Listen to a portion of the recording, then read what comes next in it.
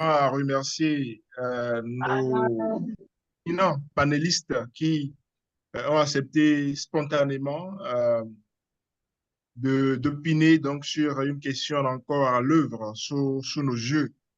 Merci infiniment, Dr. Gili Yabi, Maître Konaté, Professeur Kienou, merci infiniment d'accompagner le SIAF dans cette entreprise de contribution au renouvellement de la pensée sur l'Afrique à partir d'un lieu privilégié d'observation qui est évidemment le Bénin.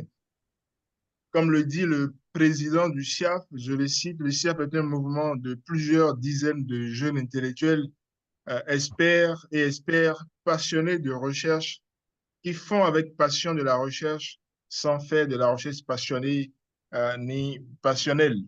Et quand on s'interroge sur où va l'AES, on peut le faire évidemment avec ou sans passion.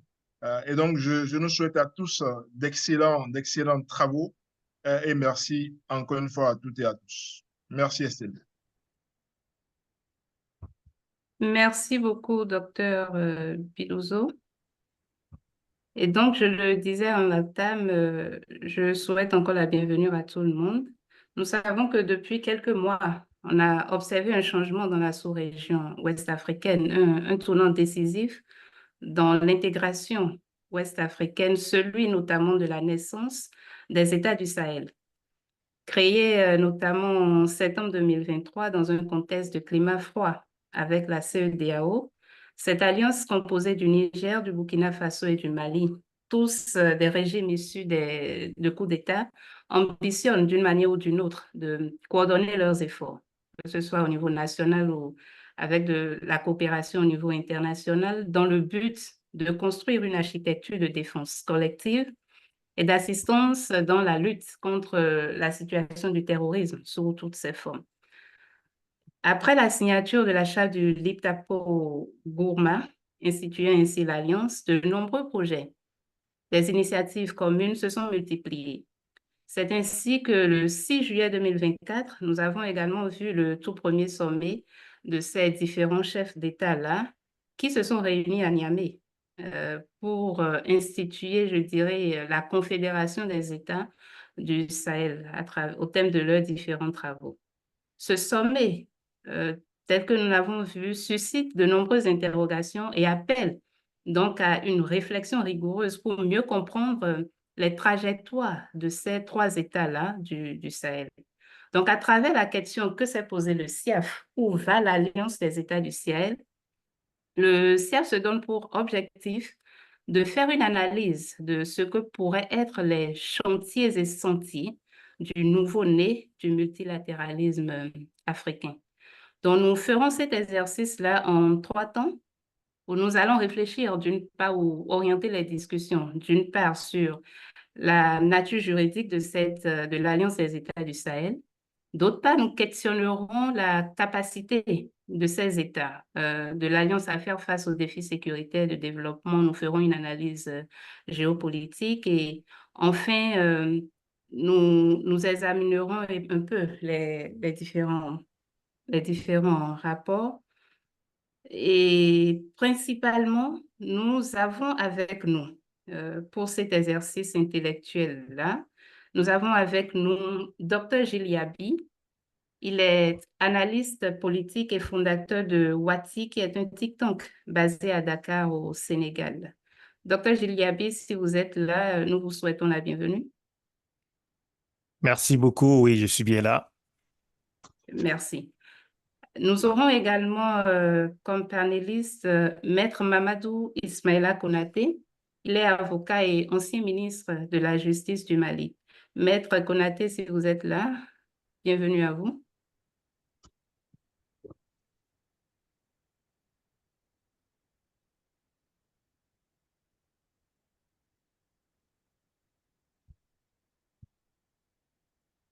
Bon, je pense Oui. que Maître Konaté... OK. Je suis là, madame. Merci beaucoup. Et je salue tout le monde et j'espère qu'on aura des débats fructueux. Merci beaucoup, Maître Konaté. Et pour finir, nous avons un autre éminent panéliste, le professeur Meda Kienou. Il est agrégé de droit public à l'Université Nazi Boni au Burkina Faso. Merci de nous rejoindre, professeur. Bonsoir, Estelle. Je suis bien là. Bonsoir à tous. D'accord. Merci beaucoup. Donc, en termes de méthodologie, nous aurons à discuter des différentes orientations telles que je l'ai présentées, mais avec 10 minutes de présentation par panéliste et après, nous pourrons ouvrir la session aux participants pour pouvoir poser leurs différentes questions.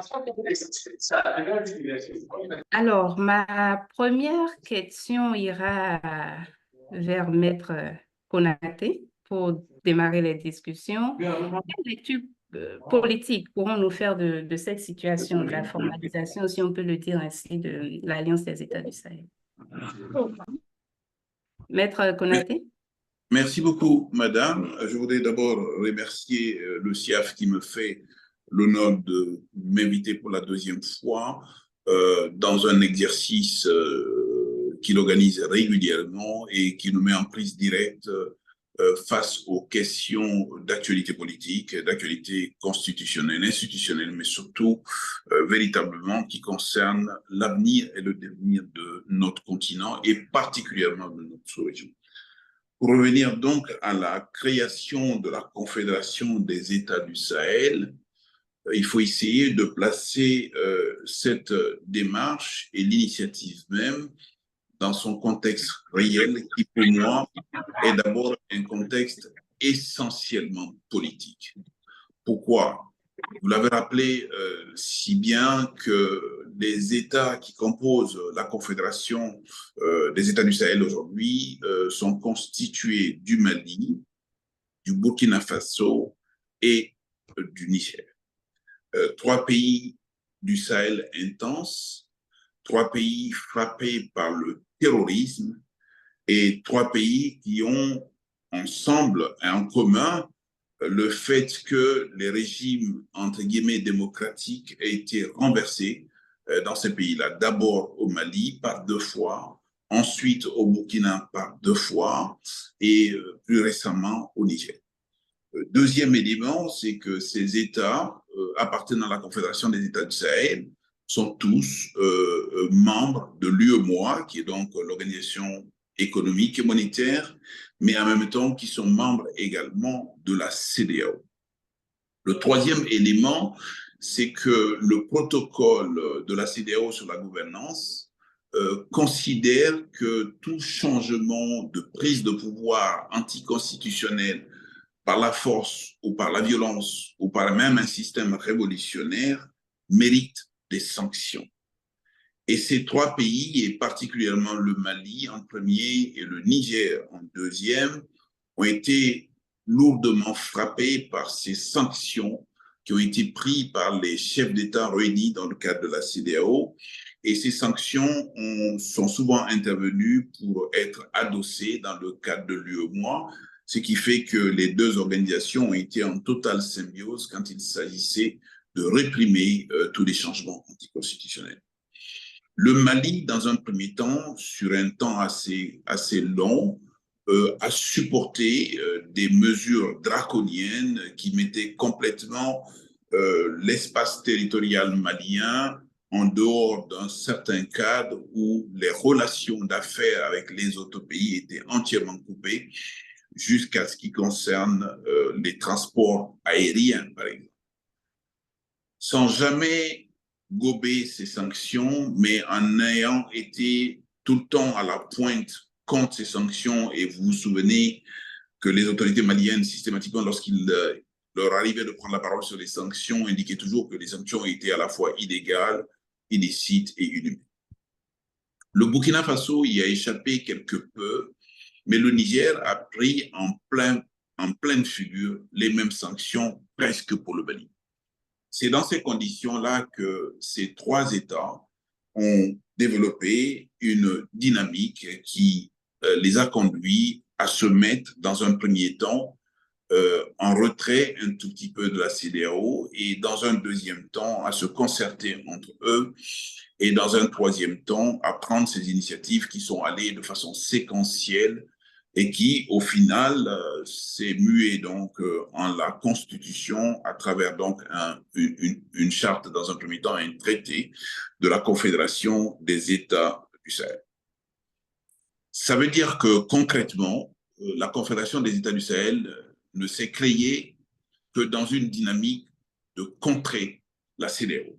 D'abord dans sa capacité à envisager et puis à prendre des sanctions à l'encontre des États, et ensuite de se mettre totalement en rupture de banc avec une certaine légalité d'abord nationale et ensuite communautaire et quelquefois internationale, parce que en définitive, ce que n'ont pas supporté les autorités militaires issues des coups d'État militaires, c'est l'idée même que leur pays était accessible à des sanctions comme une rupture. Ils trouvaient insupportable que ce soit ces États qui prennent des sanctions à l'encontre des autorités militaires au nom de ce qu'ils sont issus de coups d'État militaires, en mettant en avant le fait que les autorités qui ont été renversées par des coups d'État militaires étaient des autorités à leurs yeux illégales. Le deuxième élément, c'est qu'ils ont mis en avant également le fait que ces peuples du Mali, du Niger et du Burkina Faso étaient particulièrement menacés par des attaques terroristes et que leur attente de soutien vis-à-vis d'organisations comme la CEDEAO était plutôt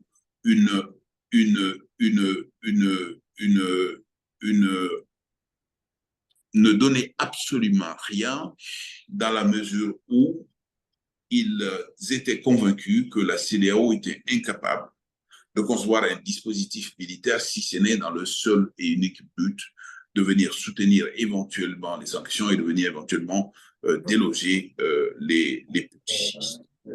Véritablement, cette confédération s'est aussi mise en place en poursuivant l'objectif de consolider la sécurité entre ces deux États. Pour qui connaît la réalité économique de ces États, ces trois États qui, en principe, sont coupés de l'accès à la mer et ne peuvent passer que par l'intermédiaire des autres pays qui sont encore membres de la CEDEAO. Cet objectif, il est clair et net en dehors de l'idée, de la volonté de riposter contre la CEDEAO. On ne peut pas dire véritablement que c'est une idée qui a été réfléchie. Bien évidemment, l'occasion faisant le larron, face au mal qui les frappe, ils ont essayé de tirer quelques bénéfices à ce niveau. Mais si on regarde la réalité des choses, l'objectif qui est avancé de vouloir s'intégrer davantage est un objectif qui est voué à l'échec dans la mesure où vouloir s'intégrer à trois paraît paradoxal par rapport à un regroupement d'intégration à 15 qu'on décide de mettre à mal en se sortant de là. Le deuxième élément, et quand on regarde aujourd'hui les engagements qui sont pris, ils sont pris comme si on avait affaire à des autorités qui se maintenaient dans le temps. Or, on sait bien que d'abord, ces autorités sont issues du putsch et que la question de leur maintien à la tête de l'État fait l'objet de discussions, d'interrogations, même si leur homologue du Burkina Faso a décidé qu'il n'était plus le président de la transition, mais il était plutôt le président du Faso, et on sait les obstacles majeurs qui sont issus des textes actuels, et on sait également les obstacles majeurs qui découlent des engagements qui ont été pris, y compris par les putschistes eux-mêmes. Le troisième élément, c'est qu'ils ont mis en avant également leur volonté réelle de vouloir affirmer plus de souveraineté. Mais quand on regarde tout cela, la volonté de se prendre en main pour lutter contre le terrorisme, la volonté d'une intégration plus poussée, la volonté de la prise en main d'une sécurité, la volonté de l'affirmation d'une souveraineté beaucoup plus affirmée, notamment à l'endroit des forces impérialistes et lesquelles sont aujourd'hui corroborées par la France, on peut quand même faire le constat également que la Confédération des États du Sahel est aujourd'hui caractérisée par la violation des engagements issus des lois, des règlements et des traités.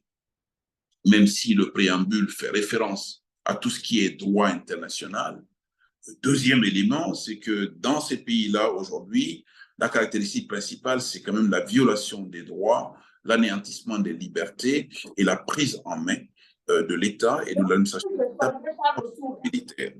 Et enfin, le dernier point, on peut éventuellement s'interroger quant à l'avenir.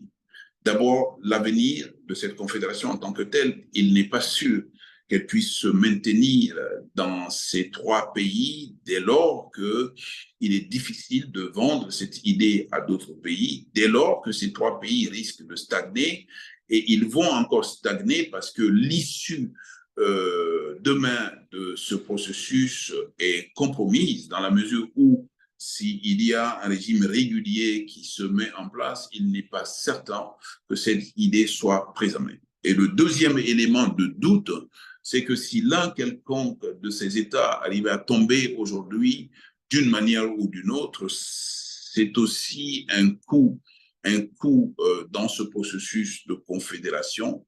Et le troisième, et pas le moindre, c'est que les opinions n'ont jamais été consultées.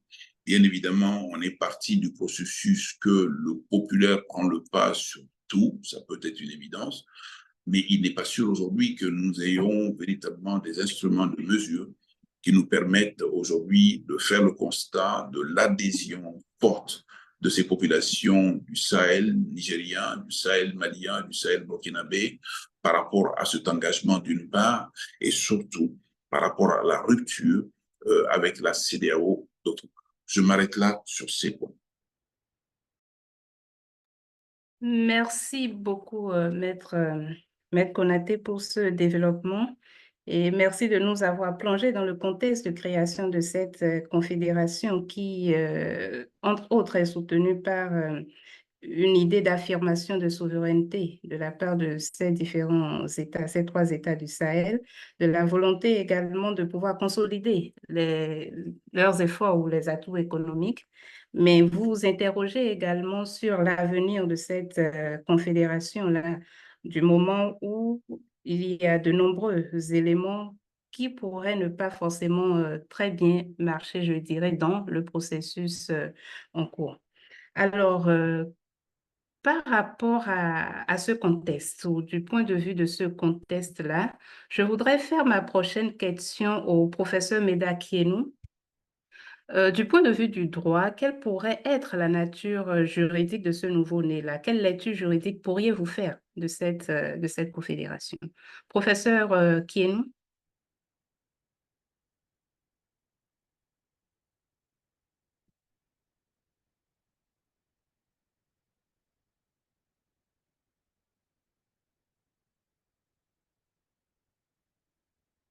Professeur, si vous êtes avec nous,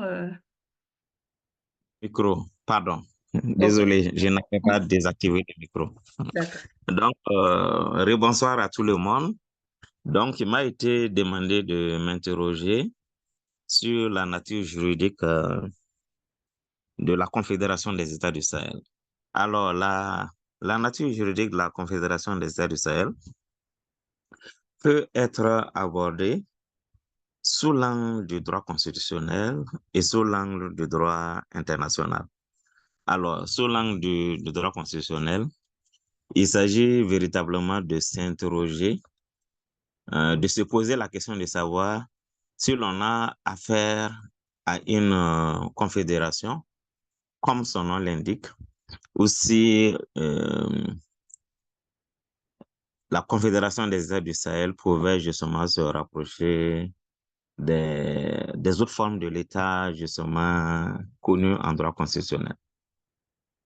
Alors, en général, on définit la Confédération comme une association d'États qui ont des intérêts communs et qui mettent en place un certain nombre d'instances communes, ou plus précisément d'organes communs. S'agissant de la Fédération des États du Sahel, enfin de la Confédération des États du Sahel, il est mentionné l'existence de trois organes communs. Alors, ces trois organes communs sont abordés justement dans le traité qui a été adopté il y a à peine 2 semaines. Et lorsqu'on lit ce traité, il est dit que les organes de la Confédération, justement, sont le collège. Il a 3 organes mentionnés.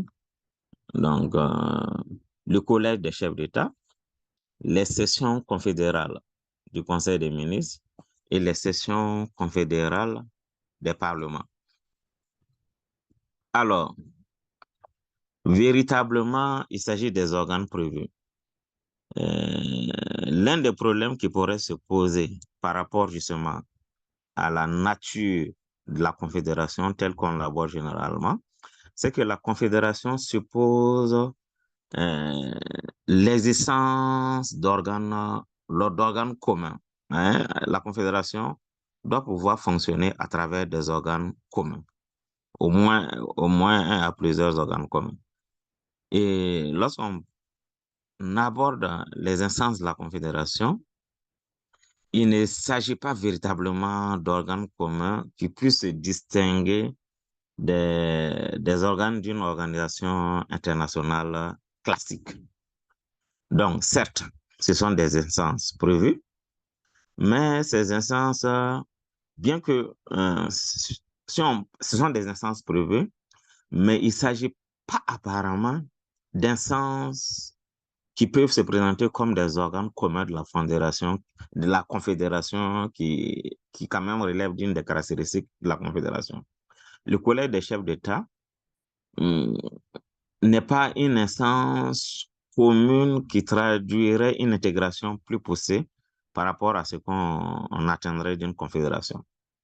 Bien entendu, il est prévu une présidence tournante, mais cette présidence tournante n'est pas différente d'une présidence tournante qu'on peut trouver au niveau de la CEDEAO ou au niveau de l'Union africaine. Il est prévu des sessions confédérales du Conseil des ministres ou des parlements, mais on retrouve justement ces mêmes sessions au niveau du Parlement de la CEDEAO ou encore au niveau du Parlement de l'Union africaine. Donc, véritablement, en ce qui concerne les organes prévus, les instances prévues, on n'y voit pas de façon évidente des éléments qui traduisent l'idée de confédération. Les instances prévues se rapprochent plus des instances prévues dans une organisation d'intégration régionale. Cependant, dans une confédération, apparaît l'idée de compétences dévolues à la confédération. Et effectivement, cette idée se retrouve à l'article 4 du traité du 6 janvier 2024. Dans ce traité, il est prévu que certaines compétences seront déléguées à la Confédération, notamment la défense et la sécurité, la diplomatie et le développement.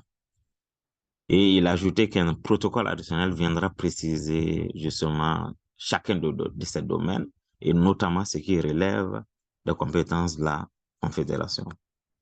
Mais l'existence de compétences dévolues à la Confédération, notamment en précisant les domaines donnés, la défense et la sécurité, la diplomatie, ce sont des compétences en général qu'on retrouve dans une confédération. Donc, de ce point de vue, du point de vue des compétences prévues pour être déléguées, la nouveauté seulement apparaît au niveau du développement. Sinon, la notion de diplomatie, de défense et de sécurité sont généralement justement des domaines qu'on retrouve dans une confédération.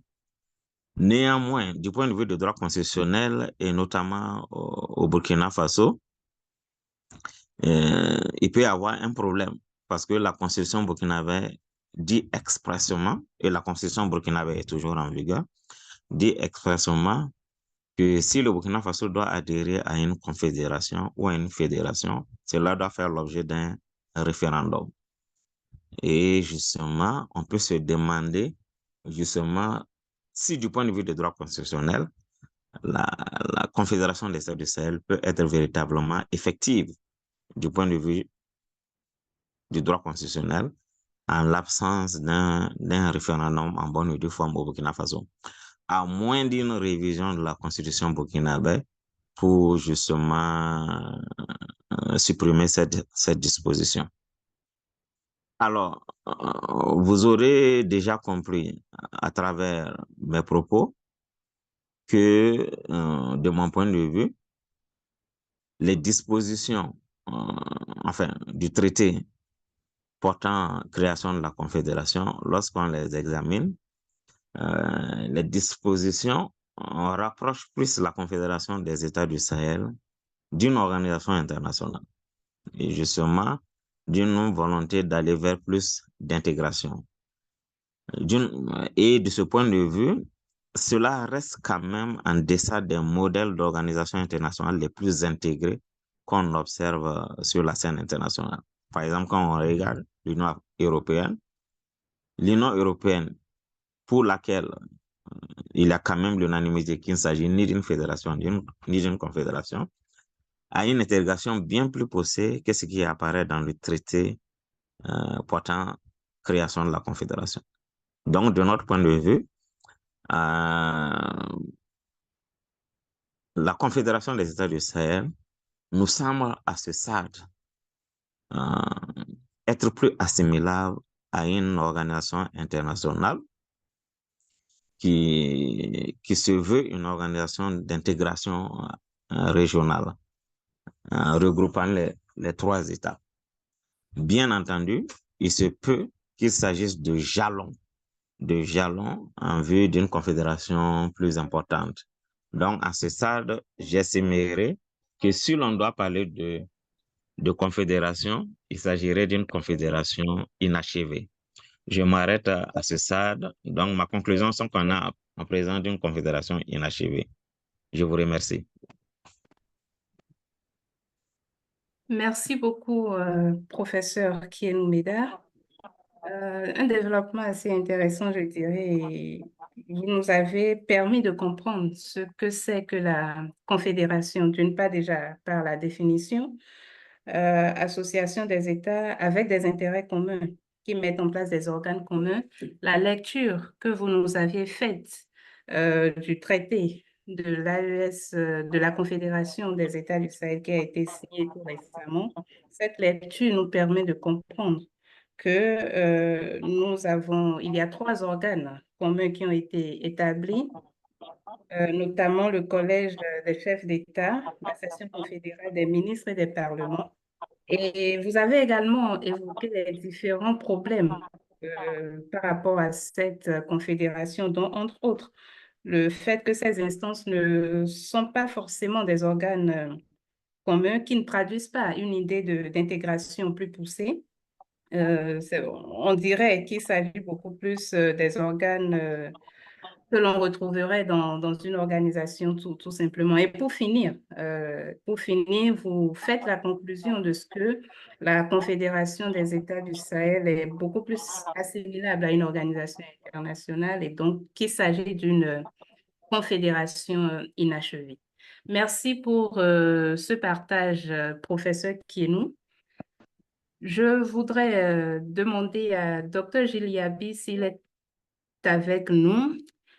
Au regard donc des différents défis sécuritaires que nous savons, enfin, auxquels fait face les différents États qui se retrouvent dans la Confédération, et même quand on élargit un peu à la sous-région, quelle lecture peut-on faire? Lecture géopolitique, pouvons-nous faire de l'existence de ce nouveau-né-là, si je puis le dire ainsi. Docteur Giliabi, si vous êtes avec nous, merci de partager un peu de votre expertise avec nous. Merci. Merci beaucoup. Oui, je suis bien là. Alors, je ne sais pas très bien s'il faut nécessairement activer ou non la vidéo, mais vous me direz. Merci au CIAF pour cette nouvelle invitation. C'est toujours un plaisir de participer aux événements du CIAF qui fait un travail tout à fait formidable depuis le Bénin sur des enjeux régionaux. Et c'est à nouveau avec un grand plaisir que je retrouve également le professeur Kienou et également Monsieur le ministre Mamadou Ismaïla Konaté dans cet échange. Alors, je trouve toujours difficile de parler de lecture géopolitique sans parler de la lecture politique. Le ministre Konaté, c'est vrai, a déjà parlé de ces dimensions politiques, mais je crois fondamentalement qu'on ne peut vraiment pas séparer la lecture politique de la lecture géopolitique de la naissance de cette confédération des États du Sahel. Et je crois que ce que le ministre Konaté a dit, qui me semble être important, c'est vraiment la logique politique de conservation du pouvoir, ou en tout cas du besoin de continuer à légitimer les pouvoirs en place dans ces trois pays, qui sont des pouvoirs issus de coups d'État militaires, certains depuis quand même maintenant quelques années, le Mali et le Burkina Faso, le Niger c'est plus récent, hein, dans quelques jours ce sera le premier anniversaire de la prise du pouvoir du général Tiani au Niger, mais dans les trois cas on a un besoin de légitimation, et pour les deux pays qui sont en transition militaire depuis quelques années, ça devient vraiment difficile de justifier le maintien au pouvoir. Le ministre Konaté l'a dit tout à l'heure, au Burkina Faso, il y a une formelle prolongation de 5 ans du pouvoir du capitaine Traoré, mais on voit bien que c'est de plus en plus difficile, d'une certaine manière, de justifier ce maintien au pouvoir, surtout lorsque les résultats en termes sécuritaires, hein, qui justifiaient, étaient présentés comme étant la principale justification de la prise du pouvoir par les militaires. Ces résultats ne sont pas totalement au rendez-vous, et on a un sentiment d'impasse en réalité dans différents domaines, sur le plan sécuritaire, mais aussi sur le plan économique et social. Donc, je pense que c'est vraiment important de souligner le fait que la création de l'AES et maintenant de la Confédération, de mon point de vue en tout cas, c'est d'abord une logique politique et une logique donc de court terme, parce qu'à nouveau, personne ne sait ce qui se passera dans chacun de ces pays dans un horizon d'un an, de 2, de 5 ans, peut-être même moins. Donc, on ne peut pas aujourd'hui savoir si cette confédération va durer. On ne sait pas si elle va résister à des changements politiques dans ces trois pays ou dans un ou deux de ces trois pays. Euh, donc, je pense vraiment que cette dimension politique est extrêmement importante, parce qu'un autre élément qui lui est lié, et je pense qu'on ne fait peut-être pas suffisamment attention à cela, c'est que, à force évidemment de parler de l'AES et maintenant de la Confédération, et on a parlé évidemment aussi du retrait de ces trois pays de la CEDEAO, ben, on ne passe pas beaucoup de temps en réalité à essayer de comprendre aujourd'hui la réalité du terrain dans ces trois pays. Quelle est la situation sécuritaire, quelle est la situation économique, quels sont les résultats atteints par ces gouvernements, et quelles sont les perspectives que cela ouvre pour les populations. Donc, tant qu'on a de nouveaux éléments, de nouveaux développements, comme l'AES, comme la Confédération, en réalité, on est d'une certaine manière distrait de la situation interne dans ces pays. Et je crois que du point de vue de la communication politique, c'est en fait très fort de la part de ces trois gouvernements, puisqu'effectivement, ils réussissent à nous capter sur la question du retrait de la CEDEAO et maintenant de cette confédération, et à nous éloigner beaucoup à nouveau de la situation interne qui est extrêmement difficile pour les populations. Sur le plan géopolitique, je pense que l'élément qui me semble être le plus important, c'est de comprendre que ce qu'on observe aujourd'hui, c'est le résultat d'une longue histoire, hein. C'est une crise qui dure déjà depuis 12 ans, si on commence par la crise au Mali, depuis 2012. Et évidemment, c'est une histoire avec énormément de rebondissements. Euh, L'arrivée des pouvoirs militaires est elle-même le résultat, surtout au Mali et au Burkina Faso, de l'insuffisance des résultats sur le plan sécuritaire, et du fait que ben, les partenaires qui étaient sur le terrain, notamment les partenaires occidentaux, d'une certaine manière, ont été incapables d'apporter également ce qui était attendu en termes de réponse sécuritaire. Et donc, cela a créé les conditions pour les coups d'État militaires, les militaires d'une nouvelle génération se posant un peu en étant les seuls capables de redresser la situation. Et on voit aussi la logique qui consiste à faire le choix de nouveaux acteurs, de nouveaux partenaires, et notamment le choix de la Russie, qui a été un choix très fort assumé par ses pouvoirs militaires, pour dire, au fond, nous avons pendant des années eu comme soutien principal la France et l'Union européenne, les États-Unis, la mission des Nations Unies. Il n'y a pas eu de résultat. Au contraire, la situation s'est détériorée. Nous venons au pouvoir, nous allons donner une nouvelle orientation, faire de nouveaux choix, et nous allons aussi changer de partenaire extérieur privilégié.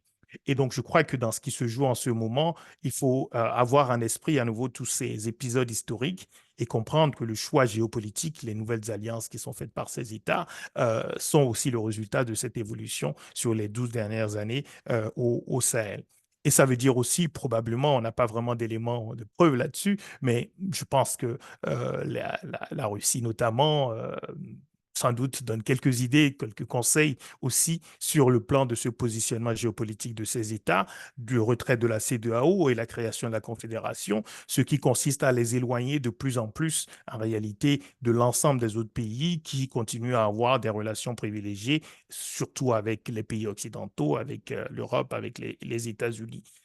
Et là, on a, et ce qui me préoccupe, moi, le plus fondamentalement, c'est évidemment la rupture de l'intégration régionale dans l'espace géographique ouest-africain. On a réussi d'une certaine manière à faire ce qu'on reproche beaucoup aux acteurs extérieurs de faire depuis longtemps, voire depuis la colonisation, c'est-à-dire de nous affaiblir collectivement en nous divisant. En fait, on réussit à le faire nous-mêmes en ayant une forme de détachement aujourd'hui géopolitique du Sahel, des pays côtiers, alors que ces deux espaces sont absolument liés sur le plan économique, sur le plan humain, et un élément très important et très inquiétant, ben, c'est la montée des tensions entre les États de la région. On voit bien les déclarations aujourd'hui d'un capitaine Traoré sur les relations avec la Côte d'Ivoire ou d'un général Tiani sur le Bénin. On voit bien le retour de tensions vives qu'on n'avait pas connues par le passé et qui peuvent absolument, à un moment donné, aboutir à des dérapages.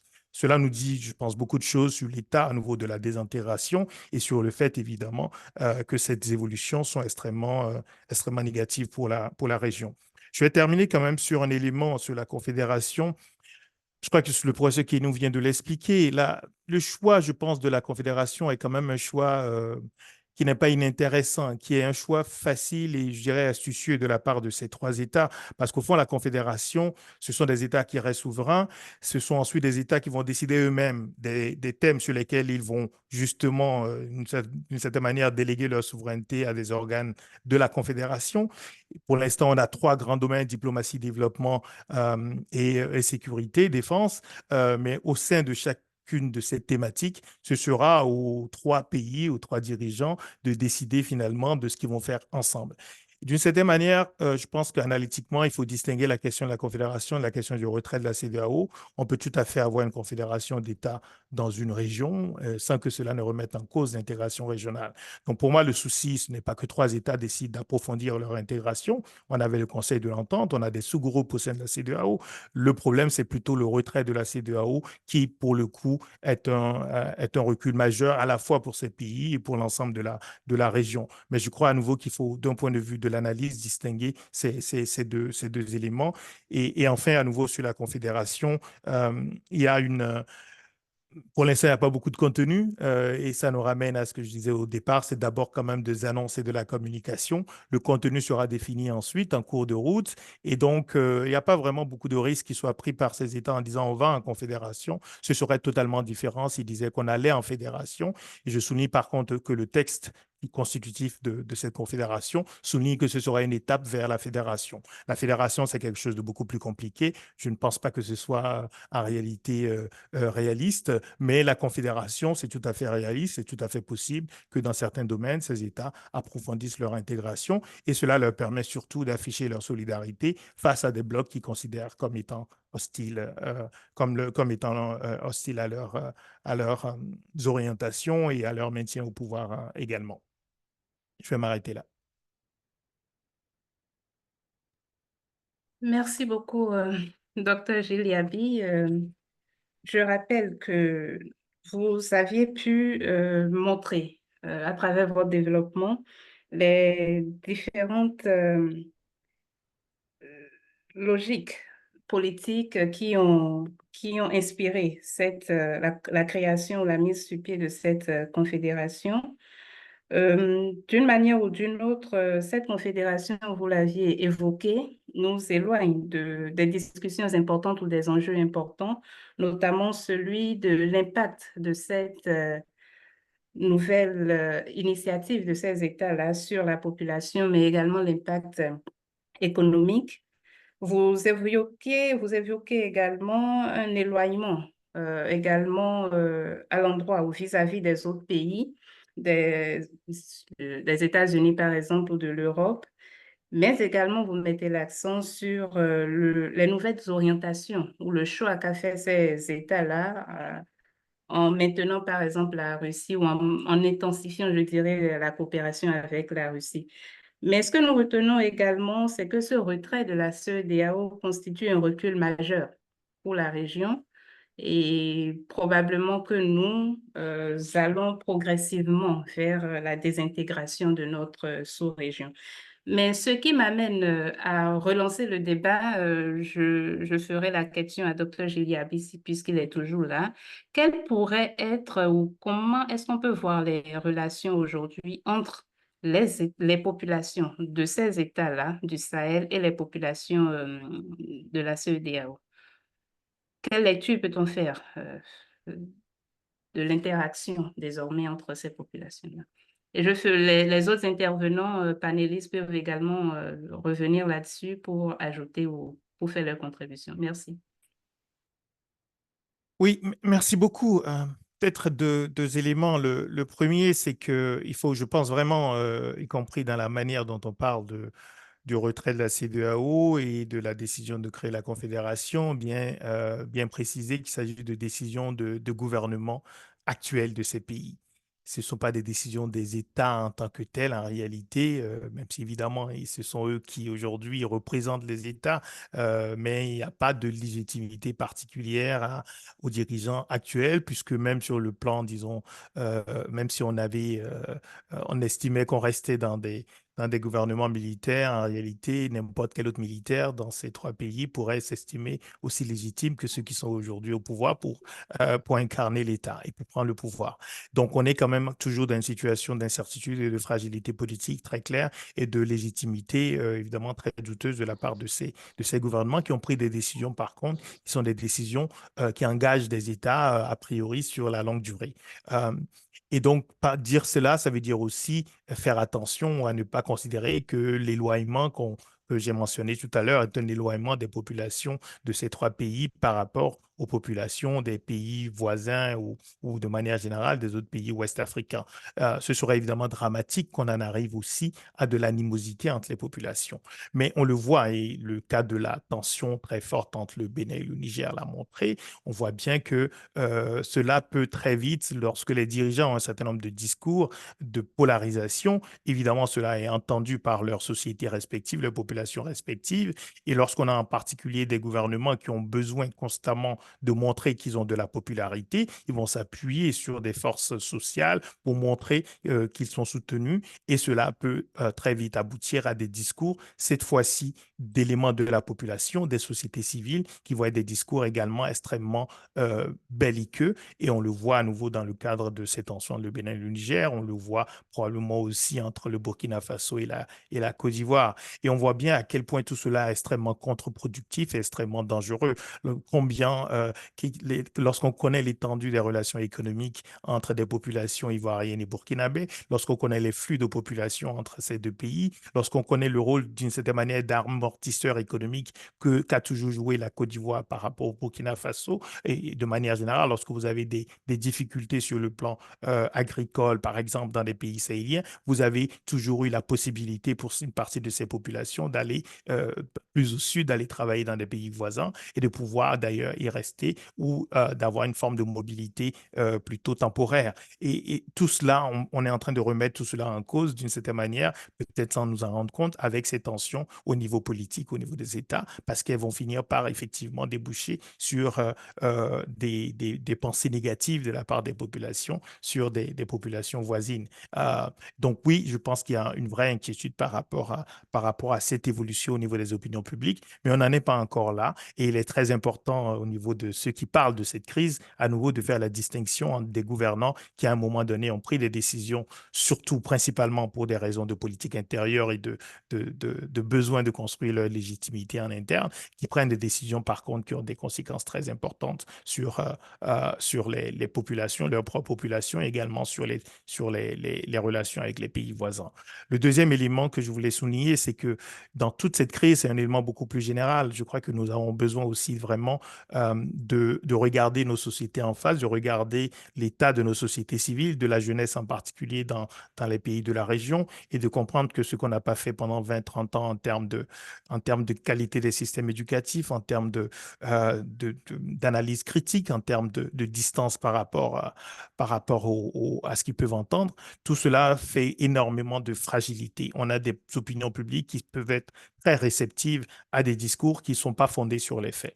Et ça, c'est extrêmement dangereux et on peut effectivement avoir de l'animosité aujourd'hui entre des populations de pays voisins, principalement parce que des acteurs politiques ont décidé, pour leurs intérêts politiques, d'avoir des discours belliqueux et ces discours peuvent être repris par des populations qui ne saisissent pas nécessairement à quel point cela est une remise en cause de toute la tradition d'échange au sein des pays ouest-africains, une remise en cause des liens culturels profonds entre des États, entre des pays voisins. Voilà peut-être ce que je pourrais dire sur cette question. Ok, merci beaucoup. Professeur Kienou, si vous êtes là, je voudrais que vous partagiez également votre point de vue sur la même question, mais que vous puissiez la regarder dans le contexte burkinabé, puisque vous évoquez tout à l'heure l'absence du référendum. Quels sont les impacts voilà, les impacts sur les interactions entre les populations dans ce sens-là? De façon, bon, on observe quand même que les interactions continuent entre les populations. La question du référendum n'a pas vraiment été évoquée au Burkina Faso, même si la question a été évoquée, la faisabilité se pose, hein, au regard quand même de problèmes sécuritaires qu'il y a sur une bonne partie du territoire. Cependant, du point de vue des interactions avec les populations des autres États voisins, il n'y a pas vraiment de problème particulier à ce stade parce que il faut reconnaître quand même, les populations sont assez intégrées. On retrouve les mêmes populations au Burkina Faso et en Côte d'Ivoire. On connaît l'importance de la diaspora burkinabé en Côte d'Ivoire. Avec le Mali, on partage, et plutôt avec le Bénin, le Burkina partage des populations qui ont les mêmes réalités ethniques et régionales. On retrouve les Gourmatiers et autres de part et d'autre de la frontière avec le Bénin et le Togo. Mais il faut dire que nous sommes dans un environnement international où les réseaux sociaux ont un impact important. Et on sait l'importance des réseaux sociaux euh, sur même la stabilité des États, sur la façon de penser. Et aujourd'hui, on sait que de part et d'autre, chaque régime, chaque groupe a ses relais au niveau des réseaux sociaux. Et donc, les relais peuvent jouer un rôle dommageable dans les relations entre les populations parce que nous sommes tous plus ou moins influencés par les réseaux sociaux et par le discours qui peut être porté par des groupes. Et on sait ce que, par exemple, les réseaux sociaux peuvent jouer comme rôle déjà dans les différentes ruptures constitutionnelles qu'il y a eu au Burkina Faso. Donc, de ce point de vue, même si l'impact n'est pas encore véritablement important, on ne peut pas exclure que si le discours belliqueux devrait se poursuivre, qu'il y ait un impact sur les populations. J'ai vu une question dans le chat relative à la question de savoir si l'AVS devrait disparaître. Je ne pense pas, de mon point de vue, que l'AVS doit disparaître. Personnellement, je ne suis pas forcément pessimiste sur le devenir de la sous-région. Je pense qu'un processus d'intégration régionale est fait d'accélération, mais aussi de périodes d'échec. Et peut-être que nous sommes en train de vivre une période de crise dans le processus d'intégration régionale ouest-africaine. Mais de mon point de vue, il n'y a pas lieu de désespérer de l'intégration sous-régionale et il faudra juste tirer les leçons de cette crise. Il y a eu des erreurs de part et d'autre. Il faut tirer les leçons et comme il y a encore des États comme le Sénégal qui peuvent jouer le rôle d'interface, il n'y a pas de quoi désespérer. Et même si la CEDEAO devrait se maintenir et être renforcée, pour moi, la Confédération des États de l'AES a sa raison d'être. Si l'on regarde, par exemple, la charte du Lukaso Gourma, de septembre, qui est quand même le premier traité de la Confédération. Ce traité renvoie très clairement à la Constitution de l'Union africaine et à la CEDEAO. Donc, ça veut dire qu'en septembre encore, dans l'esprit des fondateurs de l'AES, l'existence de l'AES n'était pas forcément incompatible avec l'intégration sous-régionale et l'intégration continentale. Et bien entendu, la CEDEAO et l'Union africaine ne sont pas fondamentalement opposés à l'existence de ce genre de confédération, voire de fédération même. Cela participe de l'unité africaine de mon point de vue. Maintenant, si des blocs politiques devraient se constituer contre l'intégration régionale, bien entendu, cela serait plus problématique d'un point de vue politique. Donc, de mon point de vue, en résumé, la Confédération des États de l'AES ne doit pas se construire contre la CEDEAO, mais doit, je l'espère bien sûr, même si ce n'est pas encore le cas au stade actuel des discours des uns et des autres, mais doit s'inscrire dans une vision plus poussée de mise en œuvre de l'intégration régionale dans un espace plus large, dans un espace plus large. Cela peut peut-être reconfigurer les rapports politiques.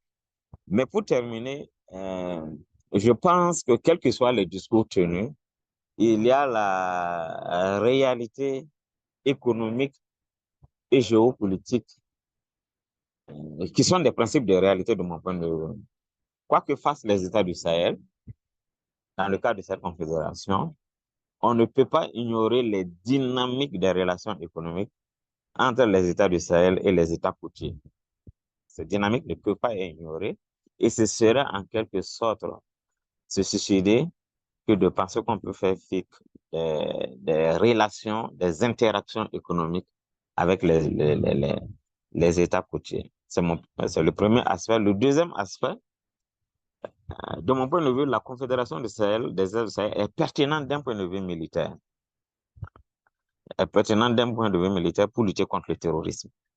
Elle peut être aussi intéressante sur d'autres aspects, mais la pertinence militaire ne fait pas de doute de mon point de vue, dans la mesure où on connaît l'importance justement de la zone des trois frontières en tant qu'épicentre du terrorisme au Sahel. Et si ces trois États ne se mettent pas ensemble, ils ne pourront pas vaincre le terrorisme, notamment dans cette zone névralgique de la lutte contre le terrorisme. Ensuite, les États du Sahel, la Confédération des États du Sahel s'appuie sur ce qu'on appelle le Liptako-Gourma, qui est un ensemble intégré depuis la période précoloniale. Et il existe justement même une organisation internationale des États du Liptako-Gourma. Donc, ça veut dire que c'est une réalité politique et territoriale, un ensemble intégré qui fait forcément sens. Et donc, dont l'existence ne manque pas de pertinence. Mais seulement, je le répète, elle ne doit pas se construire contre les processus d'intégration régionaux qui existent, mais comme une volonté d'aller une intégration plus poussée dans le cadre des processus d'intégration régionaux qui existent déjà. Voilà ce que je peux dire à ce stade.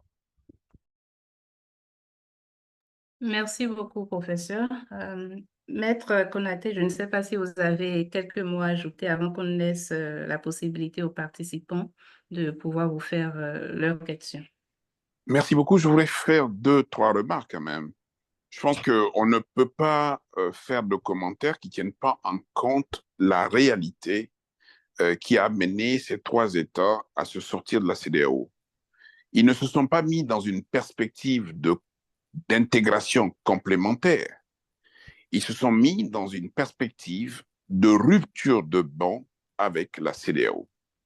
Pour témoin, réécouter les prises de position politique du capitaine Traoré, du général Tchani et de Assimi Goïta, qui a très peu parlé, mais tous les deux ont dit vaillamment, la CEDEAO c'est terminé, il n'est pas question pour nous de réintégrer la CEDEAO et la CEDEAO est derrière nous. Et le ministre des Affaires étrangères du Mali, mon excellent ami Diop, a dit c'est irrémédiablement terminé. Donc, on ne peut pas non plus dire les choses en ne les présentant pas comme ils sont. À partir de cet instant, ils ne sont pas dans la dynamique CEDEAO, bien au contraire, ils sont dans la dynamique anti-CEDEAO. Les deux raisons étant que le Niger n'a jamais supporté que les sanctions aient été prises à son encontre et que le Bénin ait été à la pointe de ces sanctions, bien évidemment parce que le Bénin est le pays qui est immédiatement frontalier du Niger de ce côté. Autre élément qui est important, lorsqu'ils se sont mis ensemble, ils ont des traits communs. La construction communautaire, l'intégration, c'est quand même le désagrégement d'un certain nombre de souverainetés au profit de la communauté. Quand on prend l'espace communautaire économique aujourd'hui, ceci implique les États à un point tel, lorsque vous voyez la réaction d'un pays comme le Niger, qui a crié partout que les sanctions étaient illégales, et que ces sanctions aient été levées, que malgré tout, un pays comme le Bénin refuse d'ouvrir ses frontières avec le Bénin, cela résulte d'une situation qui est que c'est une rupture de banc. C'est pour ça qu'il y a de la tension politique entre le Bénin et le Niger, au point que deux anciens chefs d'État du Bénin se soient déplacés pour aller négocier ce qui, de mon point de vue, n'est pas négociable. C'est plus le Niger qui a besoin de faire passer ses marchandises à partir du couloir béninois que l'inverse. Deuxième élément, quand vous voyez avec quelle pugnacité le capitaine Traoré tire sur la Côte d'Ivoire, c'est d'autant plus paradoxal que les populations burkinabées qui ont faim aujourd'hui, qui ont soif aujourd'hui et qui sont menacées par le terrorisme et la guerre ne se déplacent pas pour aller vers le Niger, mais se déplacent pour venir s'installer dans un territoire comme celui de la Côte d'Ivoire. Le vrai problème est que nous avons une dynamique qui résulte de ce qu'ils sont issus des coups d'État militaires.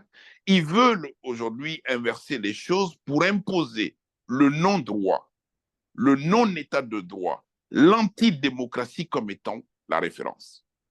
Et cette référence-là, elle ne doit pas passer. Ce d'autant plus que dans le cadre de la communauté, nous avons du mal déjà à faire marcher tout le monde vers un dispositif qui nous donne l'occasion aujourd'hui de nous mettre d'accord sur un minimum constitutionnel, sur un minimum politique, sur un minimum institutionnel. Je termine sur ce point pour dire que l'accès au pouvoir par le moyen de l'élection, même si elle est bâclée, même si elle est frauduleuse, était au moins un acquis de la communauté les 20 dernières années.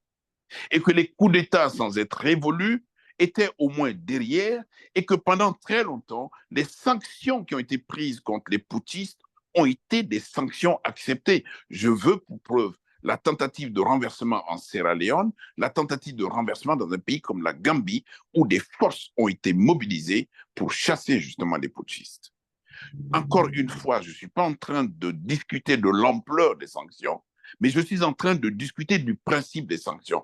Et tout cela résulte de ce que nous avons en Afrique et dans notre communauté sous-régionale très peu de croyances en les institutions, très peu de croyances en la démocratie, très peu de croyances en l'état de droit et en la justice.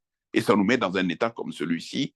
Ceux qui doivent être sanctionnés se sentent légitimes à s'imposer aux autres, à imposer leur non-droit, leur anti-droit. Ce n'est pas comme ça que l'on peut construire une intégration économique dont le support politique est important.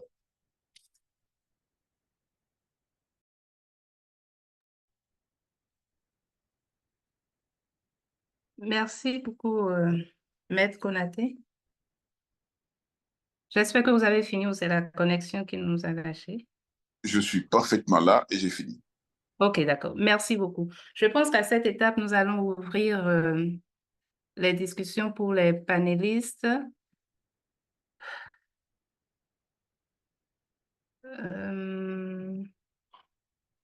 Je ne pense pas avoir eu de main levée, mais il y a quelques questions dans le chat. L'un d'entre eux demandait quel serait l'avantage supplémentaire pour les citoyens de l'AES comparativement à ceux de la CEDEAO.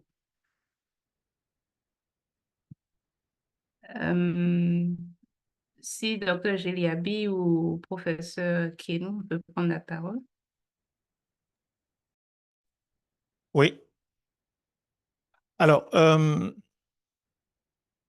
en termes d'avantages, je pense que, comme je le disais tout à l'heure, la Confédération doit définir les domaines précis dans lesquels il y aura, disons, des approches communes entre les États. Et effectivement, c'est dans ce cadre-là qu'on pourra voir s'il y a des avantages spécifiques pour les populations. Je crois que le monsieur Kienou mentionnait la sécurité tout à l'heure, c'est tout à fait juste. Je crois qu'on ne peut pas reprocher à trois États qui font face à des menaces sécuritaires semblables de vouloir mutualiser leurs forces. Et en réalité, ces États le font déjà. Et c'est d'ailleurs la logique qui guidait aussi à l'époque la création du G5 Sahel et de d'autres organisations ou initiatives ad hoc de plusieurs États.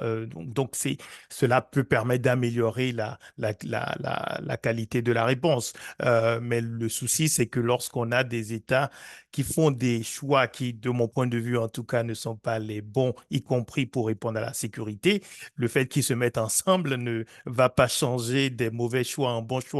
Donc la question pour moi, c'est pas nécessairement que les trois États décident sur le terrain de la sécurité ou sur d'autres terrains de travailler ensemble. C'est que l'approche que ces États ont adoptée, notamment effectivement le tout militaire, euh, avec cette idée que en renforçant considérablement les moyens militaires, en utilisant les drones, etc., en ayant une approche plus offensive à l'égard des groupes armés, cela suffira pour résoudre la crise.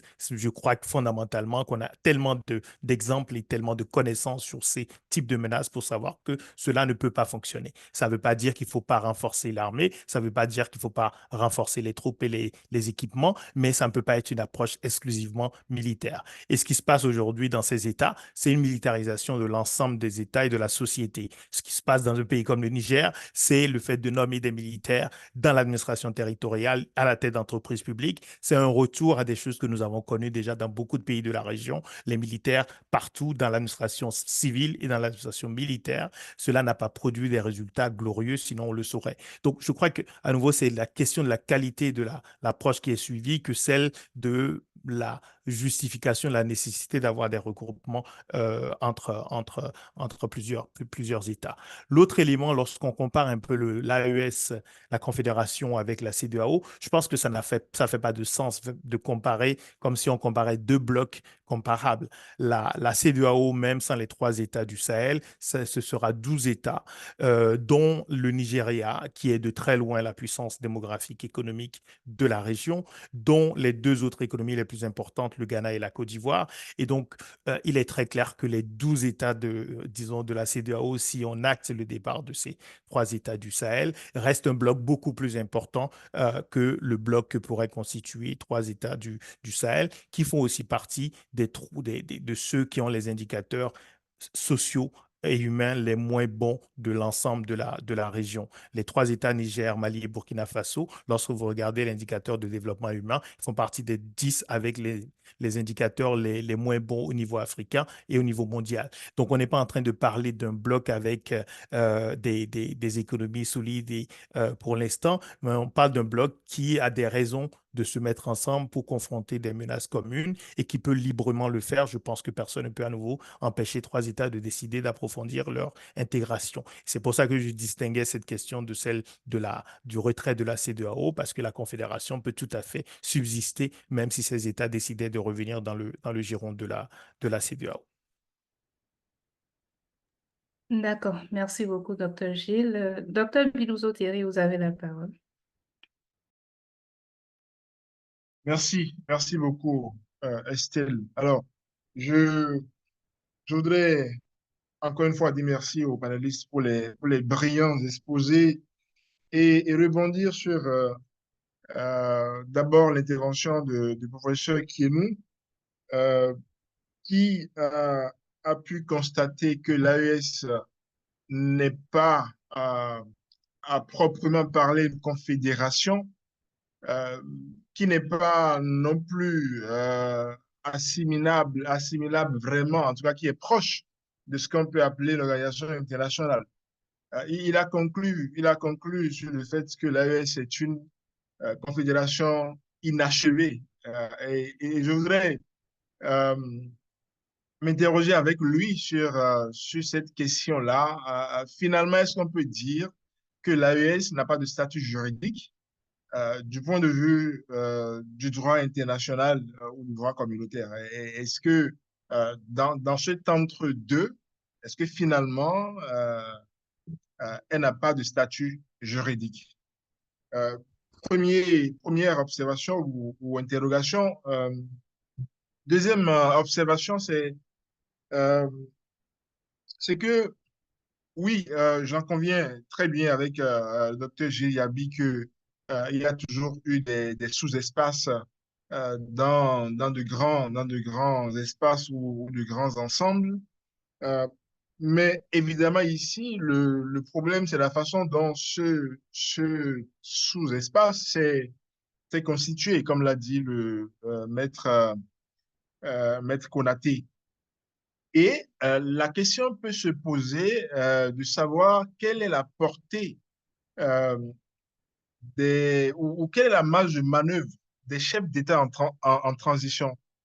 Euh, Parce que, évidemment, la façon dont ces trois chefs d'État euh, sont arrivés au pouvoir est problématique. Euh, c'est, Ce n'est pas prévu dans les constitutions, dans leur constitution de ces États-là. Et est-ce que le droit transitoire, s'il existe, évidemment, s'il existe, est-ce que le droit transitoire donne autant de marge de manœuvre à un chef d'État en transition euh, de prendre de tels engagements, donc engageant l'État? L'État a pu parler, euh, que, a pu constater que ce n'est pas l'État ou les États qui agissaient, même si évidemment ces chefs d'État ou ces individus parlaient donc ou parlent au nom de l'État. Donc, quelle est vraiment la marge de manœuvre d'un chef d'État en transition et quel est finalement le statut constitutionnel d'un chef d'État en transition? Je serais intéressé d'écouter sur la question, euh, particulièrement le professeur Kienou et le docteur Giliabi, évidemment aussi si M. Konaté était intéressé, j'en serais également ravi. Merci. Ah, merci Thierry. Mais toute la question est de savoir si nous sommes encore dans les régimes de transition. Un régime de transition est par nature transitoire. Or, les régimes que nous avons dans les trois pays de l'AES veulent s'inscrire dans la durée. Donc, de mon point de vue, l'appellation régime de transition, je ne sais plus si c'est encore approprié.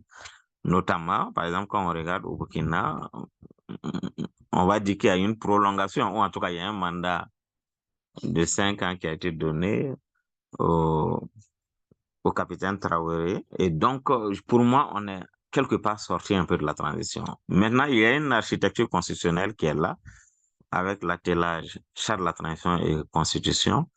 Et bon, on verra ce que cela va donner. Maintenant, pour revenir à votre question du départ, pour moi, l'AES a c'est ça encore une organisation internationale, tout simplement. C'est une organisation internationale. J'ai parlé de confédération inachevée parce que pour moi, il manque encore une ou deux choses, notamment du point de vue des organes. Mais dans une dynamique, si on considère que c'est une dynamique qui est engagée, je suppose que d'ici là, des organes vont se mettre en place et qui traduiront mieux l'idée de confédération. Donc, mon analyse se fait à l'instant T et on verra avec l'adoption des protocoles qui sont prévus ce que cela pourrait éventuellement donner. Mais je pense que les dynamiques qui sont engagé dans les 3 pays du Sahel depuis maintenant 2-3 ans m'amène beaucoup à être très prudent. Je ne peux pas dire que les processus engagés ne vont pas s'inscrire dans la durée et que ces régimes même ne vont pas s'inscrire dans la durée. Ces régimes ont certainement leur fragilité, mais il ne faut pas sous-estimer la capacité de rebondir des uns et des autres.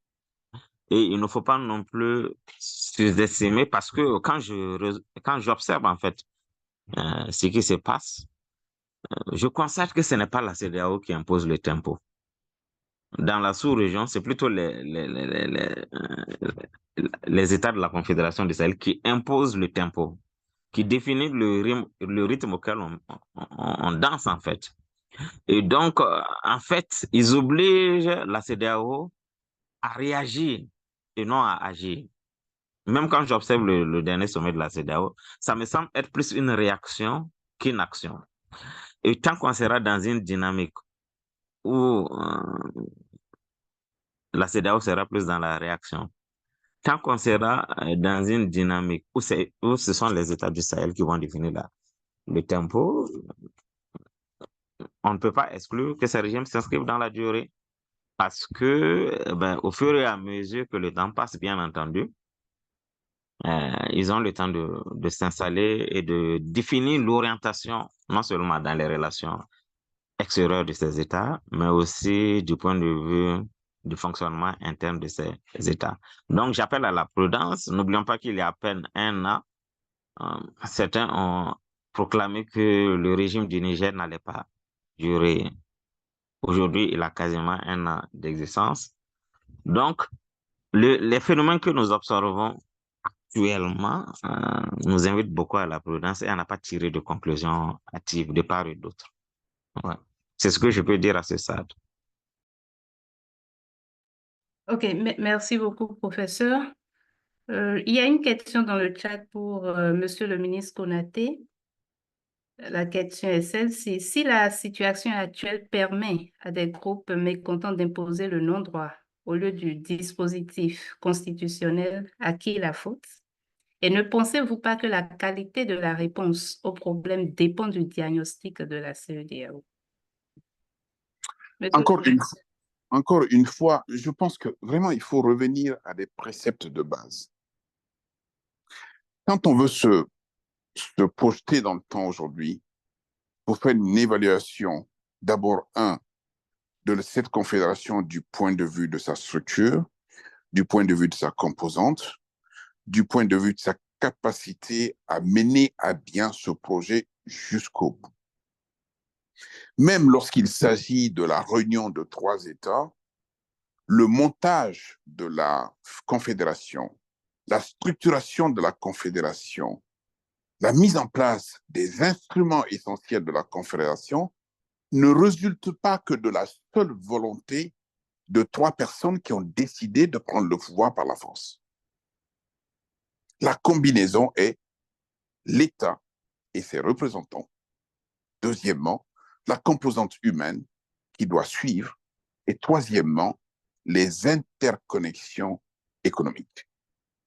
Quand on prend chacun de ces éléments, on ne peut tout de même pas fermer les yeux et les rouvrir pour dire que l'avenir de ces 3 États incombe à ce colonel, à ce capitaine et à ce général, qui nous l'ont imposé la Confédération qu'en riposte contre la CEDEAO.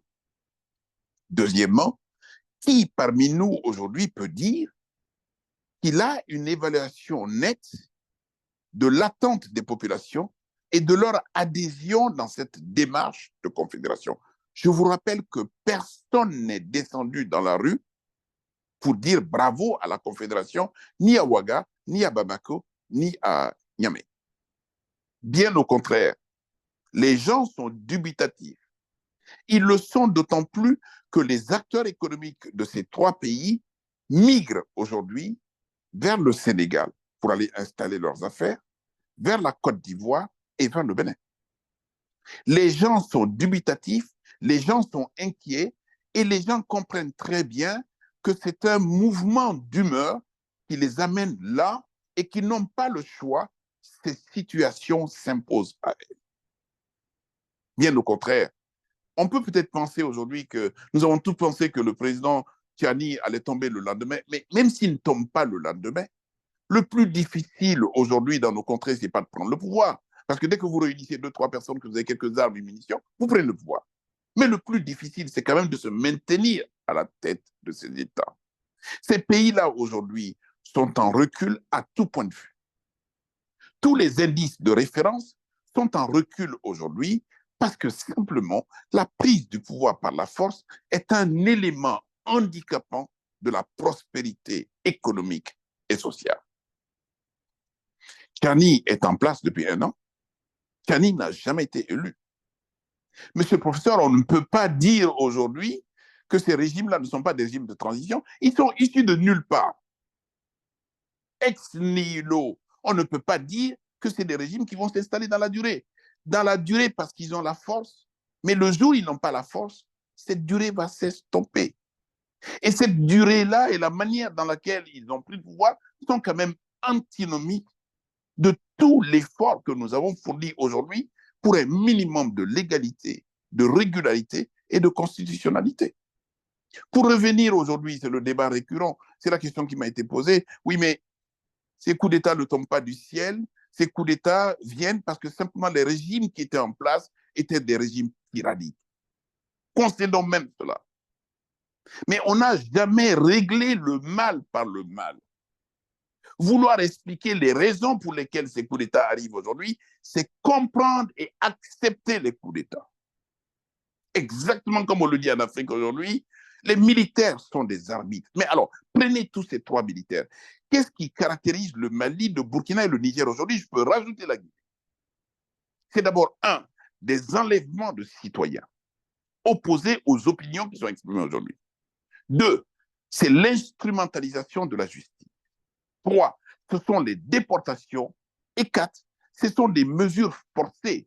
Dans ces 3, au nom de la lutte contre le terrorisme aujourd'hui, des centaines de milliards de nos francs sont tirés des caisses de l'État, soi-disant utilisés pour acheter des armes et des armements.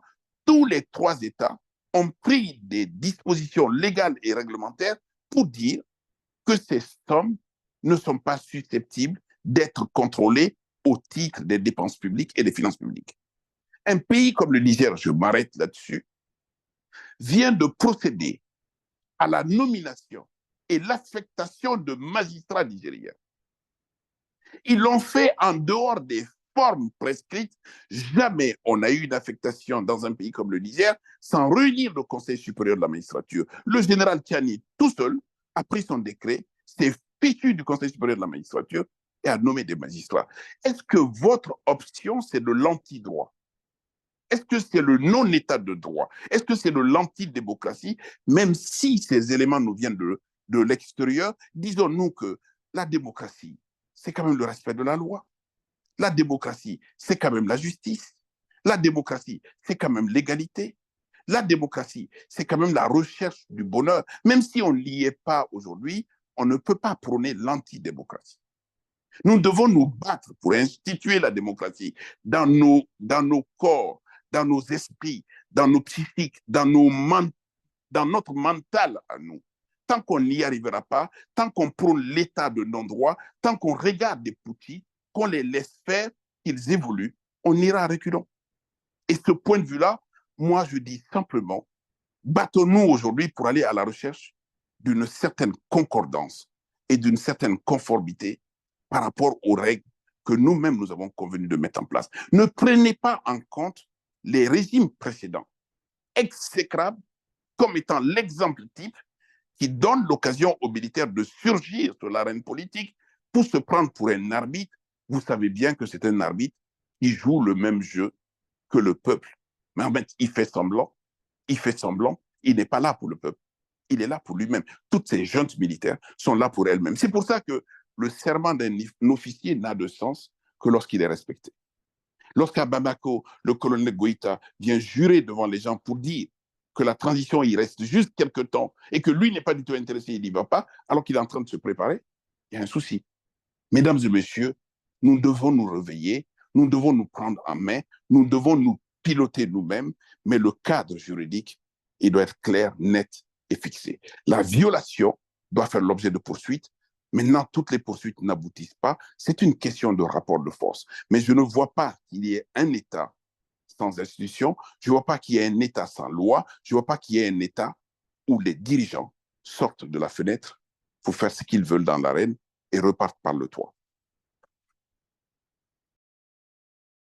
Merci beaucoup, Monsieur le ministre Konaté. Nous allons prendre un participant avant de revenir aux questions qui sont dans le chat. Monsieur Ouenou de Dravo, si vous êtes là, votre question, s'il vous plaît.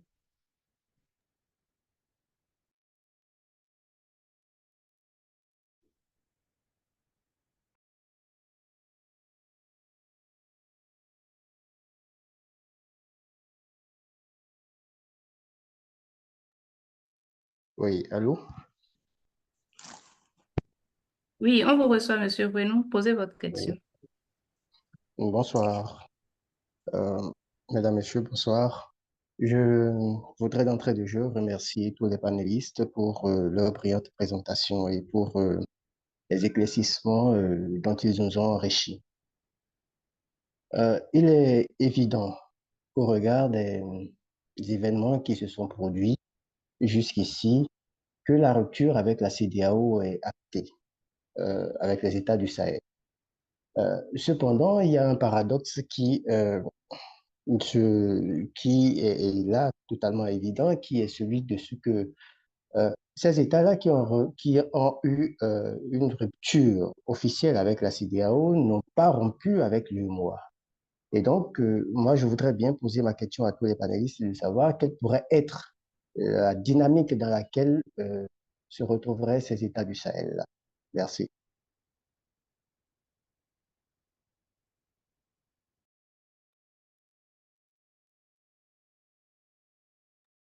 Oui, Monsieur Ouenou, merci pour la question. Docteur Géliavi, si vous êtes là, professeur Kienou. De mon point de vue, le fait que les États du Sahel ne se soient pas encore, les 3 États concernés, ne se soient pas encore retirés de l'UEMOA obéit à un principe de réalité. Avec l'UEMOA, il ne s'agit pas seulement d'une intégration économique, il s'agit aussi d'une intégration monétaire. Et un retrait de cette nature a beaucoup plus de conséquences qu'avec la CEDEAO. En fait, l'intégration économique au niveau de la plupart de ces États ont des relations plus poussées au sein de l'UEMOA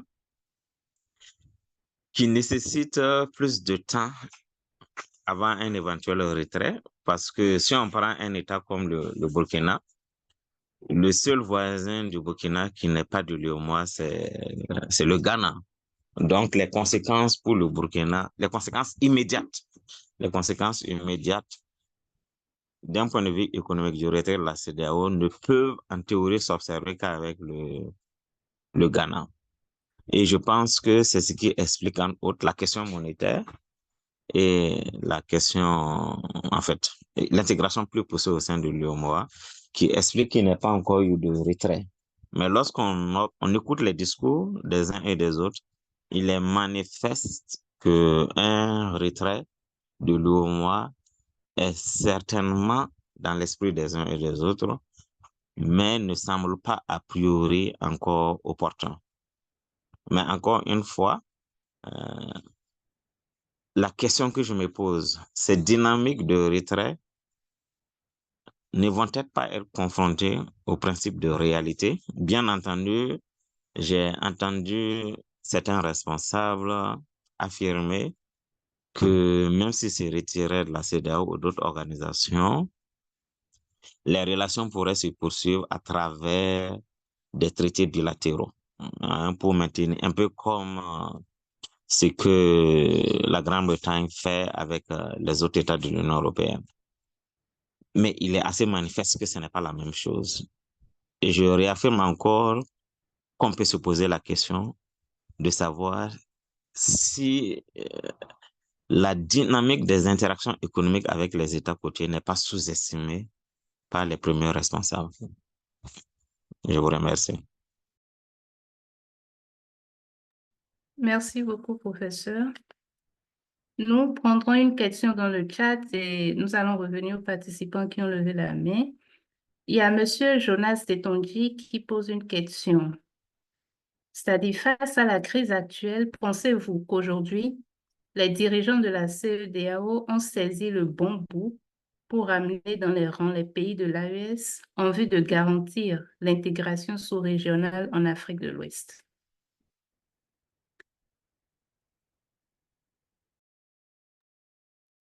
Je pense que la question se fait pour tout le monde, pour tous les panélistes, mais qui veut la prendre en premier? La parole. Oui, je peux Oui. répondre. Gilles, vas-y. OK.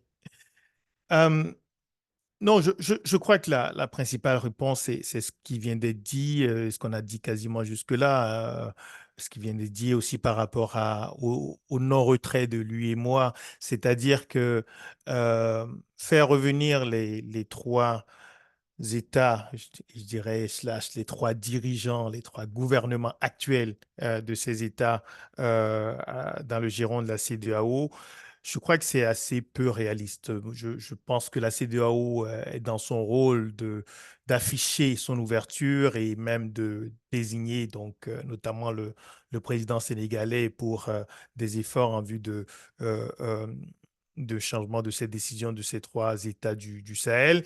Mais je vois mal ces dirigeants qui ont autant accablé la CEDEAO, autant euh, voilà, dit à quel point ces décisions étaient irrévocables. Je les vois mal revenir sur cette décision, en tout cas à court terme, avant l'échéance de fin janvier 2025, qui est le moment où cela sera acté aussi par la CEDEAO. Donc, d'un point de vue purement politique, je vois mal pourquoi est-ce que ces trois dirigeants vont revenir sur une décision après avoir clamé partout que l'ennemi le plus important après la France était la CEDEAO. Euh, donc, je crois par contre que la CEDEAO devrait adopter, rester dans sa logique d'ouverture et de se dire, même après janvier 2025, nous gardons la porte ouverte parce qu'au fond, notre intérêt, c'est l'intégration régionale, c'est la sauvegarde de 49 ans de processus d'intégration dans l'espace ouest africain. L'enjeu, c'est celui-là. La CEDEAO va fêter ses 50 ans d'existence l'année prochaine et il y a énormément de choses qui ont été faites sur le plan sécuritaire, sur le plan politique, sur le plan économique. Et je crois d'ailleurs que dans nos discussions, y compris au niveau des opinions publiques, on a l'impression que la CEDEAO s'est réduite à la conférence des chefs d'État et de gouvernement et aux questions politiques, aux questions sécuritaires. La CEDEAO a des agents spécialisés. La CEDEAO a une cour de justice qui est aujourd'hui un recours absolument unique pour des citoyens qui sont victimes de violations de leurs droits. La CEDEAO a des agences dans le domaine de la santé, etc. Donc, je crois que dans nos discussions, on doit aussi mettre en avant la réalité et cette réalité ne se résume pas aux décisions qui ont été effectivement, pour la plupart, malheureuses par les chefs d'État de la CEDEAO. Ça me permet aussi d'ajouter que les chefs d'État de la CEDEAO ne sont pas issus de la CEDEAO. Les chefs d'État de la CEDEAO sont issus des dynamiques politiques internes au sein de leurs États. Donc là aussi, lorsqu'on parle de la CEDEAO, j'ai l'impression qu'on est tout le temps en train de donner l'impression qu'on a une organisation régionale qui existe en dehors de ses États membres. Les faiblesses, les dysfonctionnements de la CEDEAO sont d'abord et avant tout le reflet des faiblesses et des dysfonctionnements des États membres. La mauvaise qualité du leadership au niveau de la CEDEAO, au niveau de la conférence des chefs d'État, c'est le résultat du problème de leadership de qualité que nous avons au niveau des États membres. Et les pays du Sahel ont été membres de la CEDEAO, ont pris les mêmes décisions, étaient collectivement responsables autant des bons points que des mauvais points de la CEDEAO sur la longue durée. Et je crois que ça aussi, on ne le dit pas suffisamment. Peut-être un dernier élément factuel, parce que là aussi, je crois que beaucoup de gens qui travaillent sur la région ne l'ont pas nécessairement fait depuis le début. Lorsqu'on dit que la CEDEAO n'a jamais rien fait sur le plan sécuritaire pour le Mali, par exemple, factuellement, ce n'est pas vrai. Lorsqu'il y a eu la crise en 2012, les premiers soldats qui sont venus sur le terrain malien n'étaient pas les soldats français, c'était des soldats des pays membres de la CEDEAO qui, pour beaucoup, étaient venus par la route avec d'énormes difficultés. Mais la CEDEAO, les pays de la CEDEAO étaient les premiers à intervenir sur le sol malien à cette époque-là. L'Union africaine aussi a essayé de mettre en place une force C'est après que, d'une certaine manière, les Nations Unies et la France ont récupéré la réponse et effectivement ont marginalisé les autres acteurs. Mais c'est passé énormément de choses en 2012, 2013, 2014 que beaucoup de gens qui n'ont pas suivi la crise sur la longue durée ne connaissent pas et qui, aujourd'hui, disons, absorbent très vite le discours selon lequel la CEDEAO n'a jamais rien fait face aux défis sécuritaires dans la région. Chère madame, juste si vous permettez à la suite de Gilles, parce que c'est important. Les premiers contingents africains qui sont arrivés étaient à la fois togolais, béninois et sénégalais. Je peux vous dire que franchement, cela faisait un boom au cœur des Maliens de voir ces soldats arriver par la route, prendre les premières positions contre les terroristes qui étaient encore sur le terrain. Le deuxième élément pour arriver au caractère plutôt brutal, irréfléchi et totalement illogique de la sortie de la CEDEAO par ces trois États, y compris en allant créer la Confédération, ils savent pertinemment qu'ils se mettent en danger à trois dans le cadre de la Confédération, mais ils savent également qu'ils désorganisent un processus qui est en cours depuis si longtemps avec 15 États.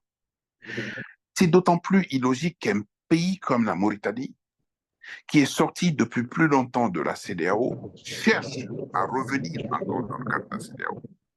Le deuxième élément, quand vous voyez un pays comme le Maroc, quand vous voyez un pays comme la Tunisie, qui demande à venir frapper à la porte de la CEDEAO, même si en Afrique noire, les gens ont tendance à penser, à rigoler de cette situation-là, visiblement, ça veut dire que la communauté a pris du point de vue de l'intégration. On est quand même le seul espace territorial où les citoyens se déplacent sans que personne, la nationalité de personne ne soit un obstacle. Je vous donne juste un exemple. Dans le cadre de la CEDEAO et particulièrement dans le cadre de l'UEMOA, en tant qu'avocat, je monte dans un avion de Bamako pour aller le matin plaider à Dakar. Aucun juge, aucun avocat ne me demande d'où je viens, à plus forte raison de quelle nationalité je suis. Ce que je vous dis est valable pour les pharmaciens, est valable pour les médecins, est valable pour les vétérinaires, est valable pour les experts comptables, est valable pour... Comment peut-on prendre le risque de venir affaiblir une organisation communautaire qui est reconnue comme étant utile, nécessaire à tout le monde? Dernier point, la notion de pays frontière. C'est le président Alpha Oumar Konaré qui nous a vendu justement cette notion de pays frontière. Tout le long de la frontière du Burkina Faso avec le Mali, du Bénin avec le Niger, du Sénégal avec le Mali, les populations n'ont pas de nationalité.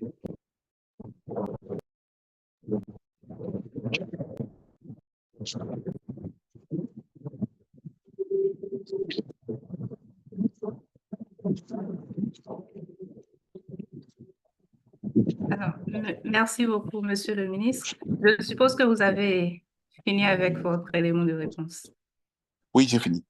Ok, d'accord. Merci beaucoup. On va prendre rapidement deux participants qui ont levé la main. Monsieur Tonchi Epomichoagan, si vous êtes là, vous voudrez bien faire votre question et à qui est-ce que vous l'adressez? Merci.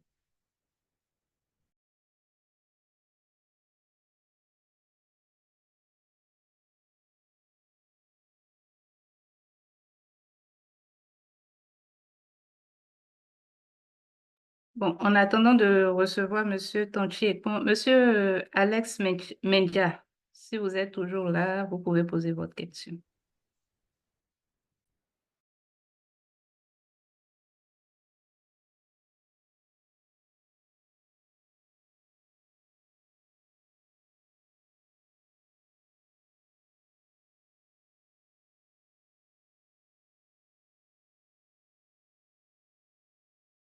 Je pense que nos participants ont de la difficulté à ouvrir leur micro. On a une question de Monsieur Faisal Mama qui dit ceci. Que proposez-vous pour les élections municipales, législatives et présidentielles en vue dans l'espace CEDEAO afin que la démocratie et la sécurité soient renforcées au profit d'une réelle intégration des peuples? Je pense que la question est faite à Monsieur le ministre Konaté. Mais si Dr Yabi, Gilles et le professeur veulent également réagir, pourront faire leur contribution. Merci beaucoup. Oui, les élections, c'est très important, c'est vrai, mais le préalable électoral est très important aussi. Vous savez, la grosse difficulté encore dans nos États et qui font qu'on n'arrive pas véritablement à réussir et les processus électoraux et les opérations électorales, c'est que encore en Afrique, nous avons véritablement beaucoup de difficultés à identifier l'électeur.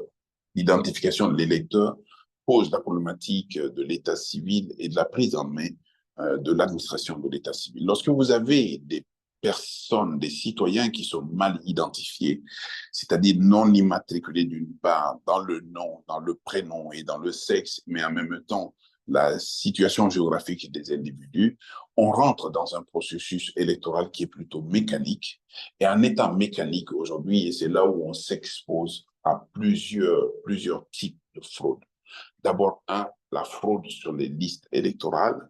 Et le deuxième élément, la fraude sur l'établissement des cartes électorales.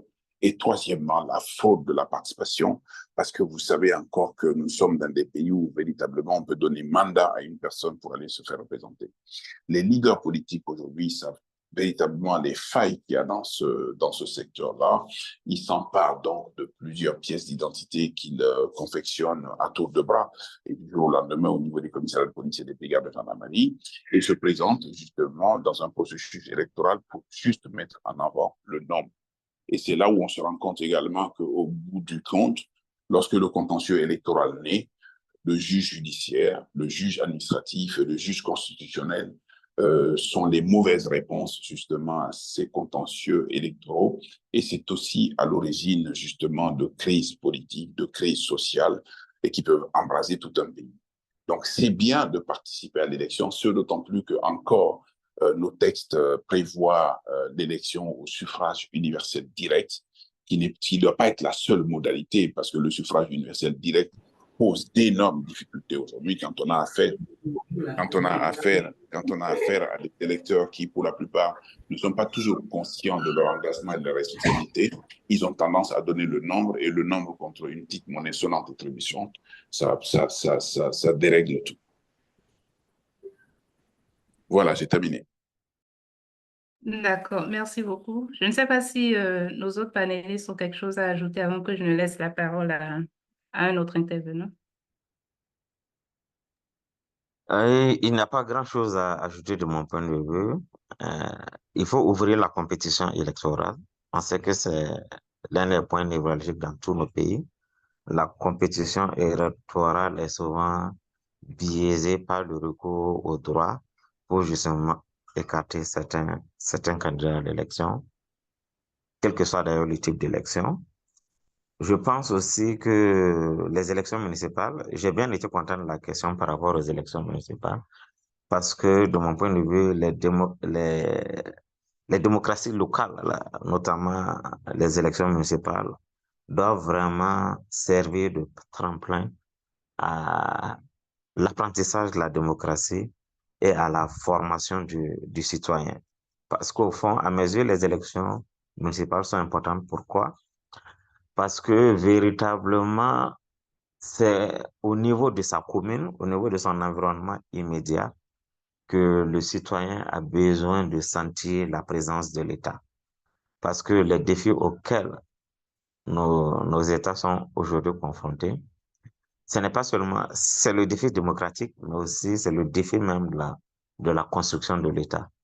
Et donc, c'est au niveau vraiment local, municipal, que le citoyen peut vraiment sentir que l'État existe pour lui et que par conséquent, il ne doit pas être indifférent à l'exercice de ses droits citoyens, de ses droits civiques.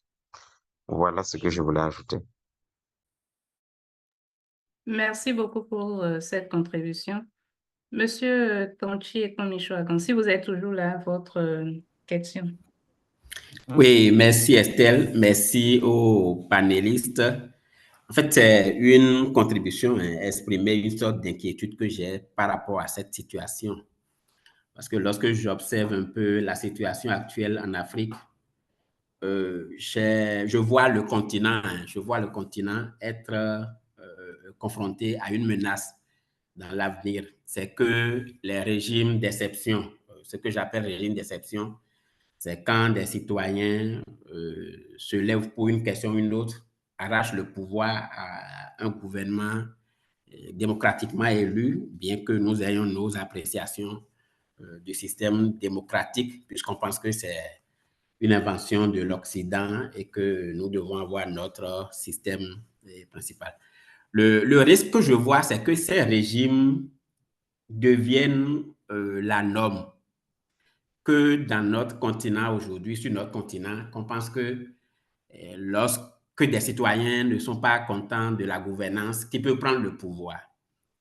Et dans les pays aujourd'hui où il y a ces régimes d'exception, nous voyons ce qui se passe, où des citoyens sont empêchés d'exprimer leur voix, tant que c'est des voix discordantes. Des journalistes n'ont plus la liberté, et des organes de presse, qu'on dit des organes de presse occidentaux, sont empêchés de donner la parole aux autres. Et des citoyens d'autres pays qui ne sont pas forcément dans ces pays applaudissent.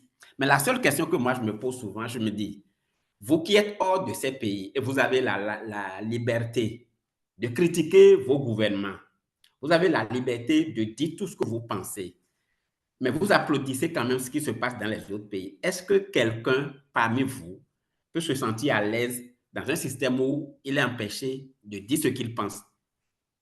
Dans un système où il est invité à dire uniquement ce que le gouvernement en place veut qu'on dise. Dans un système où c'est uniquement ce qui est donné comme information par le régime en place qui est considéré comme information vraie. Où est-ce que nous allons en prenant ces régimes aujourd'hui comme des régimes d'exemple, puisqu'on se dit c'est des régimes qui viennent, qui disent qu'ils sont opposés à la France.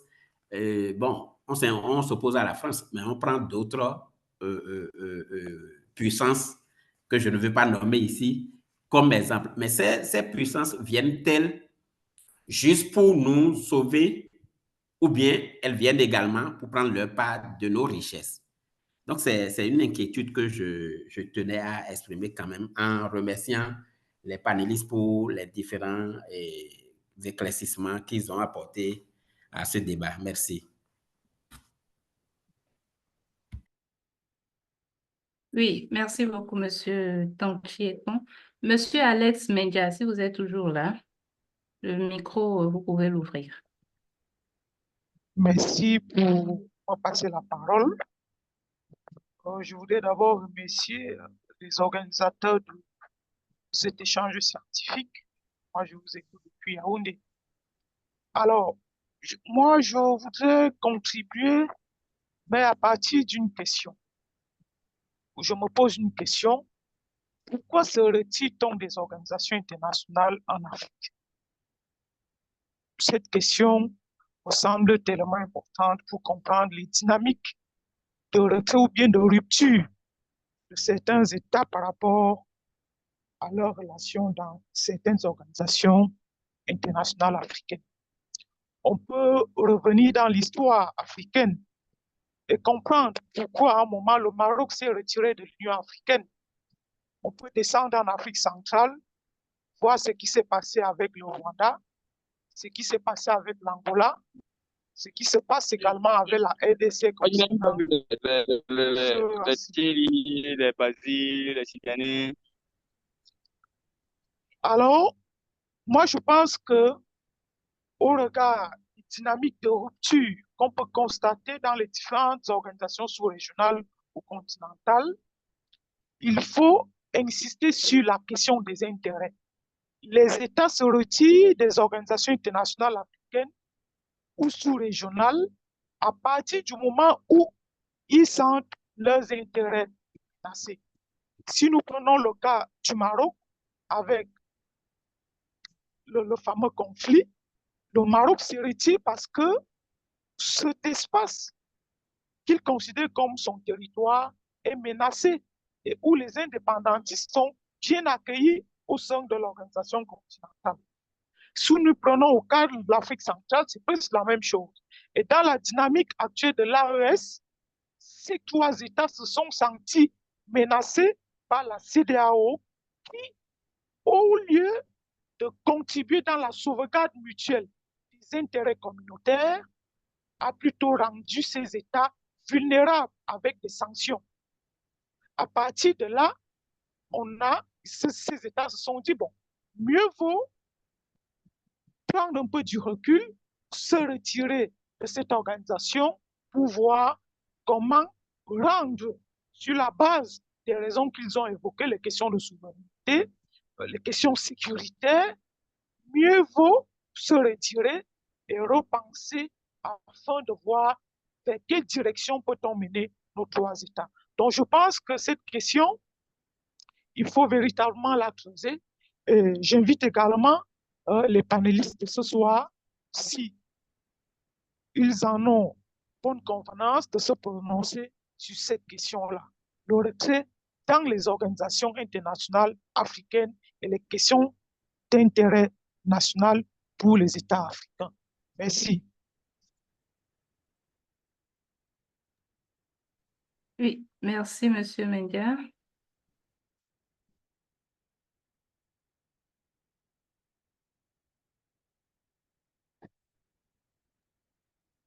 Je ne sais pas s'il y a d'autres... je ne sais pas si les panélistes veulent d'abord réagir sur ceci ou on prend d'autres panélistes, pardon, d'autres participants qui sont en attente probablement. Par rapport à la question de M. Mendia, moi je suis totalement d'accord.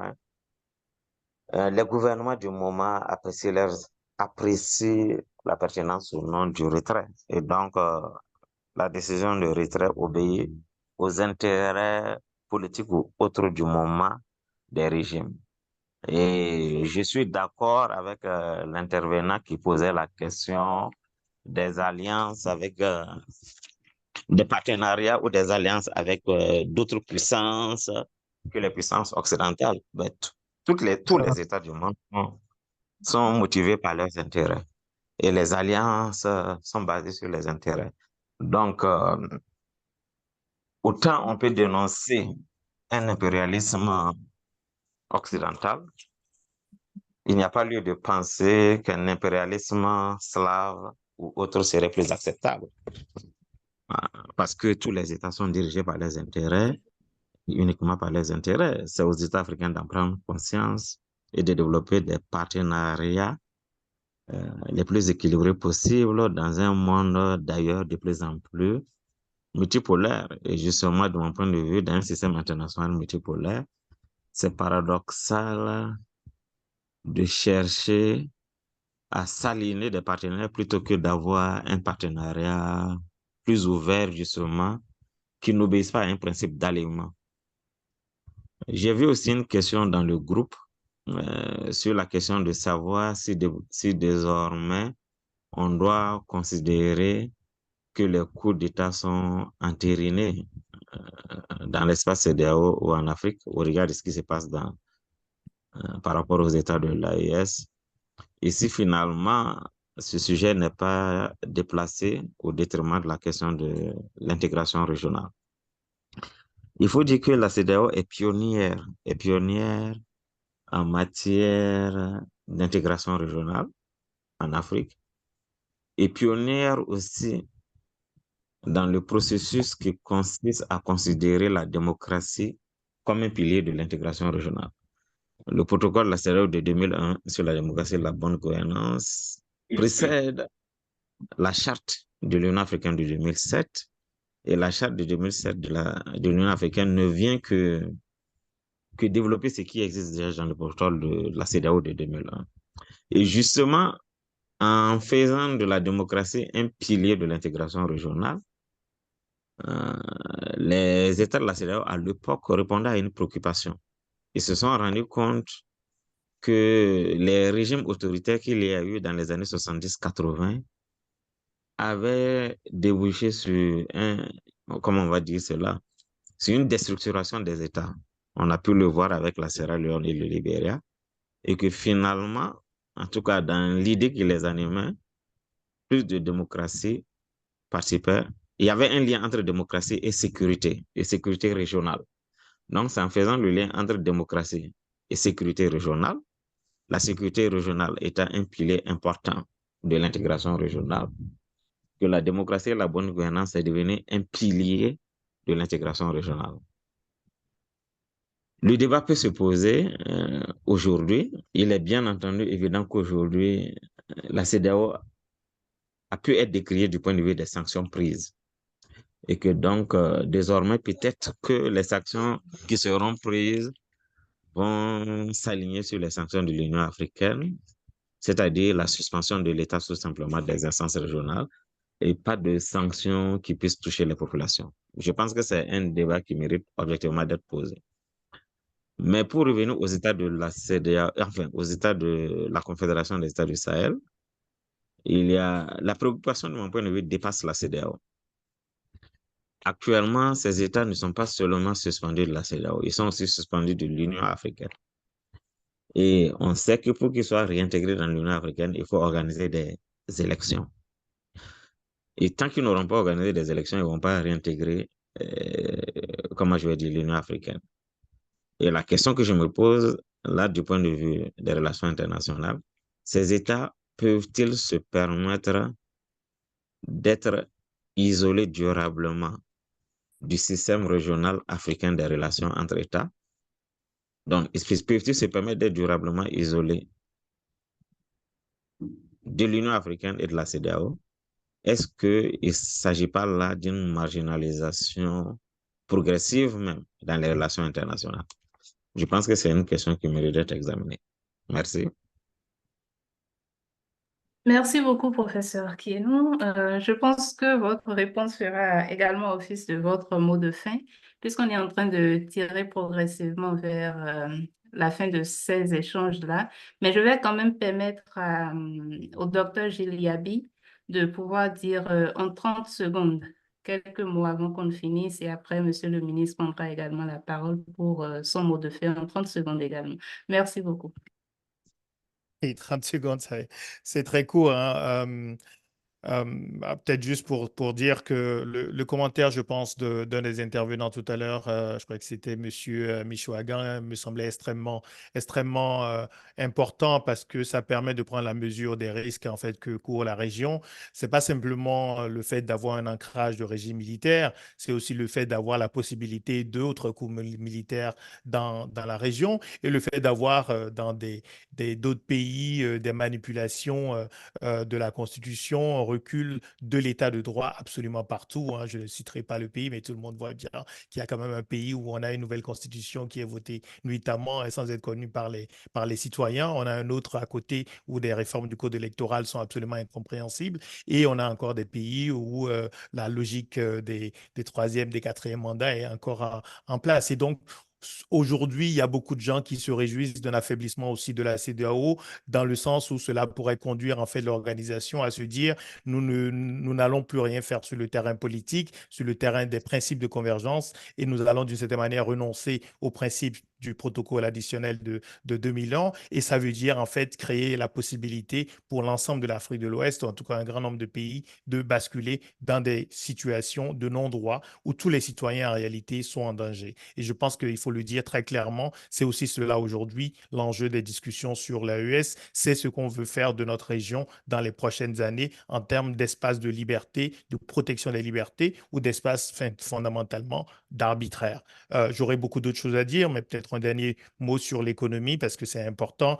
On peut annoncer, on peut faire des annonces dans beaucoup de domaines, mais lorsque vous retirez de l'UEMOA, ça veut dire que vous avez une monnaie qui est prête, soit des monnaies nationales, soit une monnaie pour la Confédération. Cela est simplement impossible à court terme. Et donc, évidemment, il y a une bonne raison pour laquelle ces États ou ces dirigeants ont choisi de quitter la CEDEAO, mais pas l'UEMOA, c'est qu'on ne quitte pas à nouveau une intégration monétaire, financière, économique aussi facilement. Ça demande du travail, ça demande aussi de s'intéresser à du moyen terme, mais je pense à nouveau qu'on est encore aujourd'hui essentiellement dans des logiques politiques de court terme dans ces trois États du Sahel. Je vais m'arrêter là puisqu'on n'a plus le temps, en remerciant le CIAF à nouveau de m'avoir associé à cette discussion. Merci beaucoup. Monsieur le ministre Konaté. Juste deux mots. Je pense que l'option qui reste accessible aux Africains est une option de société de droit contre des sociétés de désordre, de sociétés de liberté contre des sociétés d'anéantissement des libertés. L'option du militaire au sommet de l'État doit être bannie, de la même manière que les actes de terrorisme pour les pays qui en sont menacés aujourd'hui doivent être bannis, de la même manière que la recherche de la cohésion nationale dans une dynamique de paix doivent résulter d'abord de la volonté et de l'engagement des citoyens. Le vrai sujet reste le citoyen qui doit réoccuper toute sa place, jouer tout son rôle pleinement et entièrement, de manière à ce que jamais il ne confie le pouvoir et tourne le dos. La confiance n'excluant pas le contrôle citoyen est un élément déterminant de la gestion des affaires publiques, de l'administration de l'État, de l'utilisation des deniers publics et de l'objectif de l'intérêt général qui ne doit jamais être perdu. Je vous remercie. Merci beaucoup, Monsieur le ministre Konaté. L'option du militaire au sommet de l'État doit pouvoir être bannie. Je pense qu'on a eu des échanges assez intéressants. On a pu faire la lecture de la situation du point de vue juridique, politique, géopolitique. On a pu voir également les différents impacts de la du nouveau-né sur la population, l'aspect économique également. Je remercie tous les participants et les panélistes, mais avant, je vais laisser le docteur Thierry Bilouzot pour le mot de fin. Merci beaucoup. Merci beaucoup, Estelle. Alors, je voudrais très rapidement remercier tous les participants encore une fois et dire tout le plaisir que nous avons à réécouter encore une fois le ministre Konaté et les professeurs Kienou et Yabi. Merci, merci infiniment.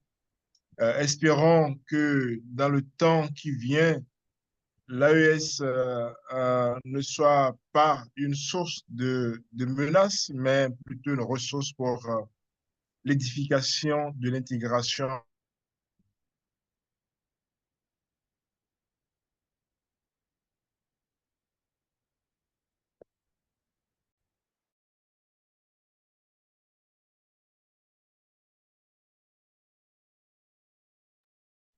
Docteur Bilouzot Thierry, vous êtes là?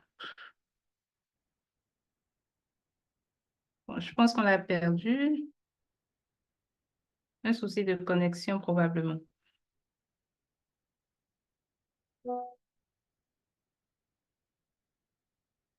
Docteur Bilouzot?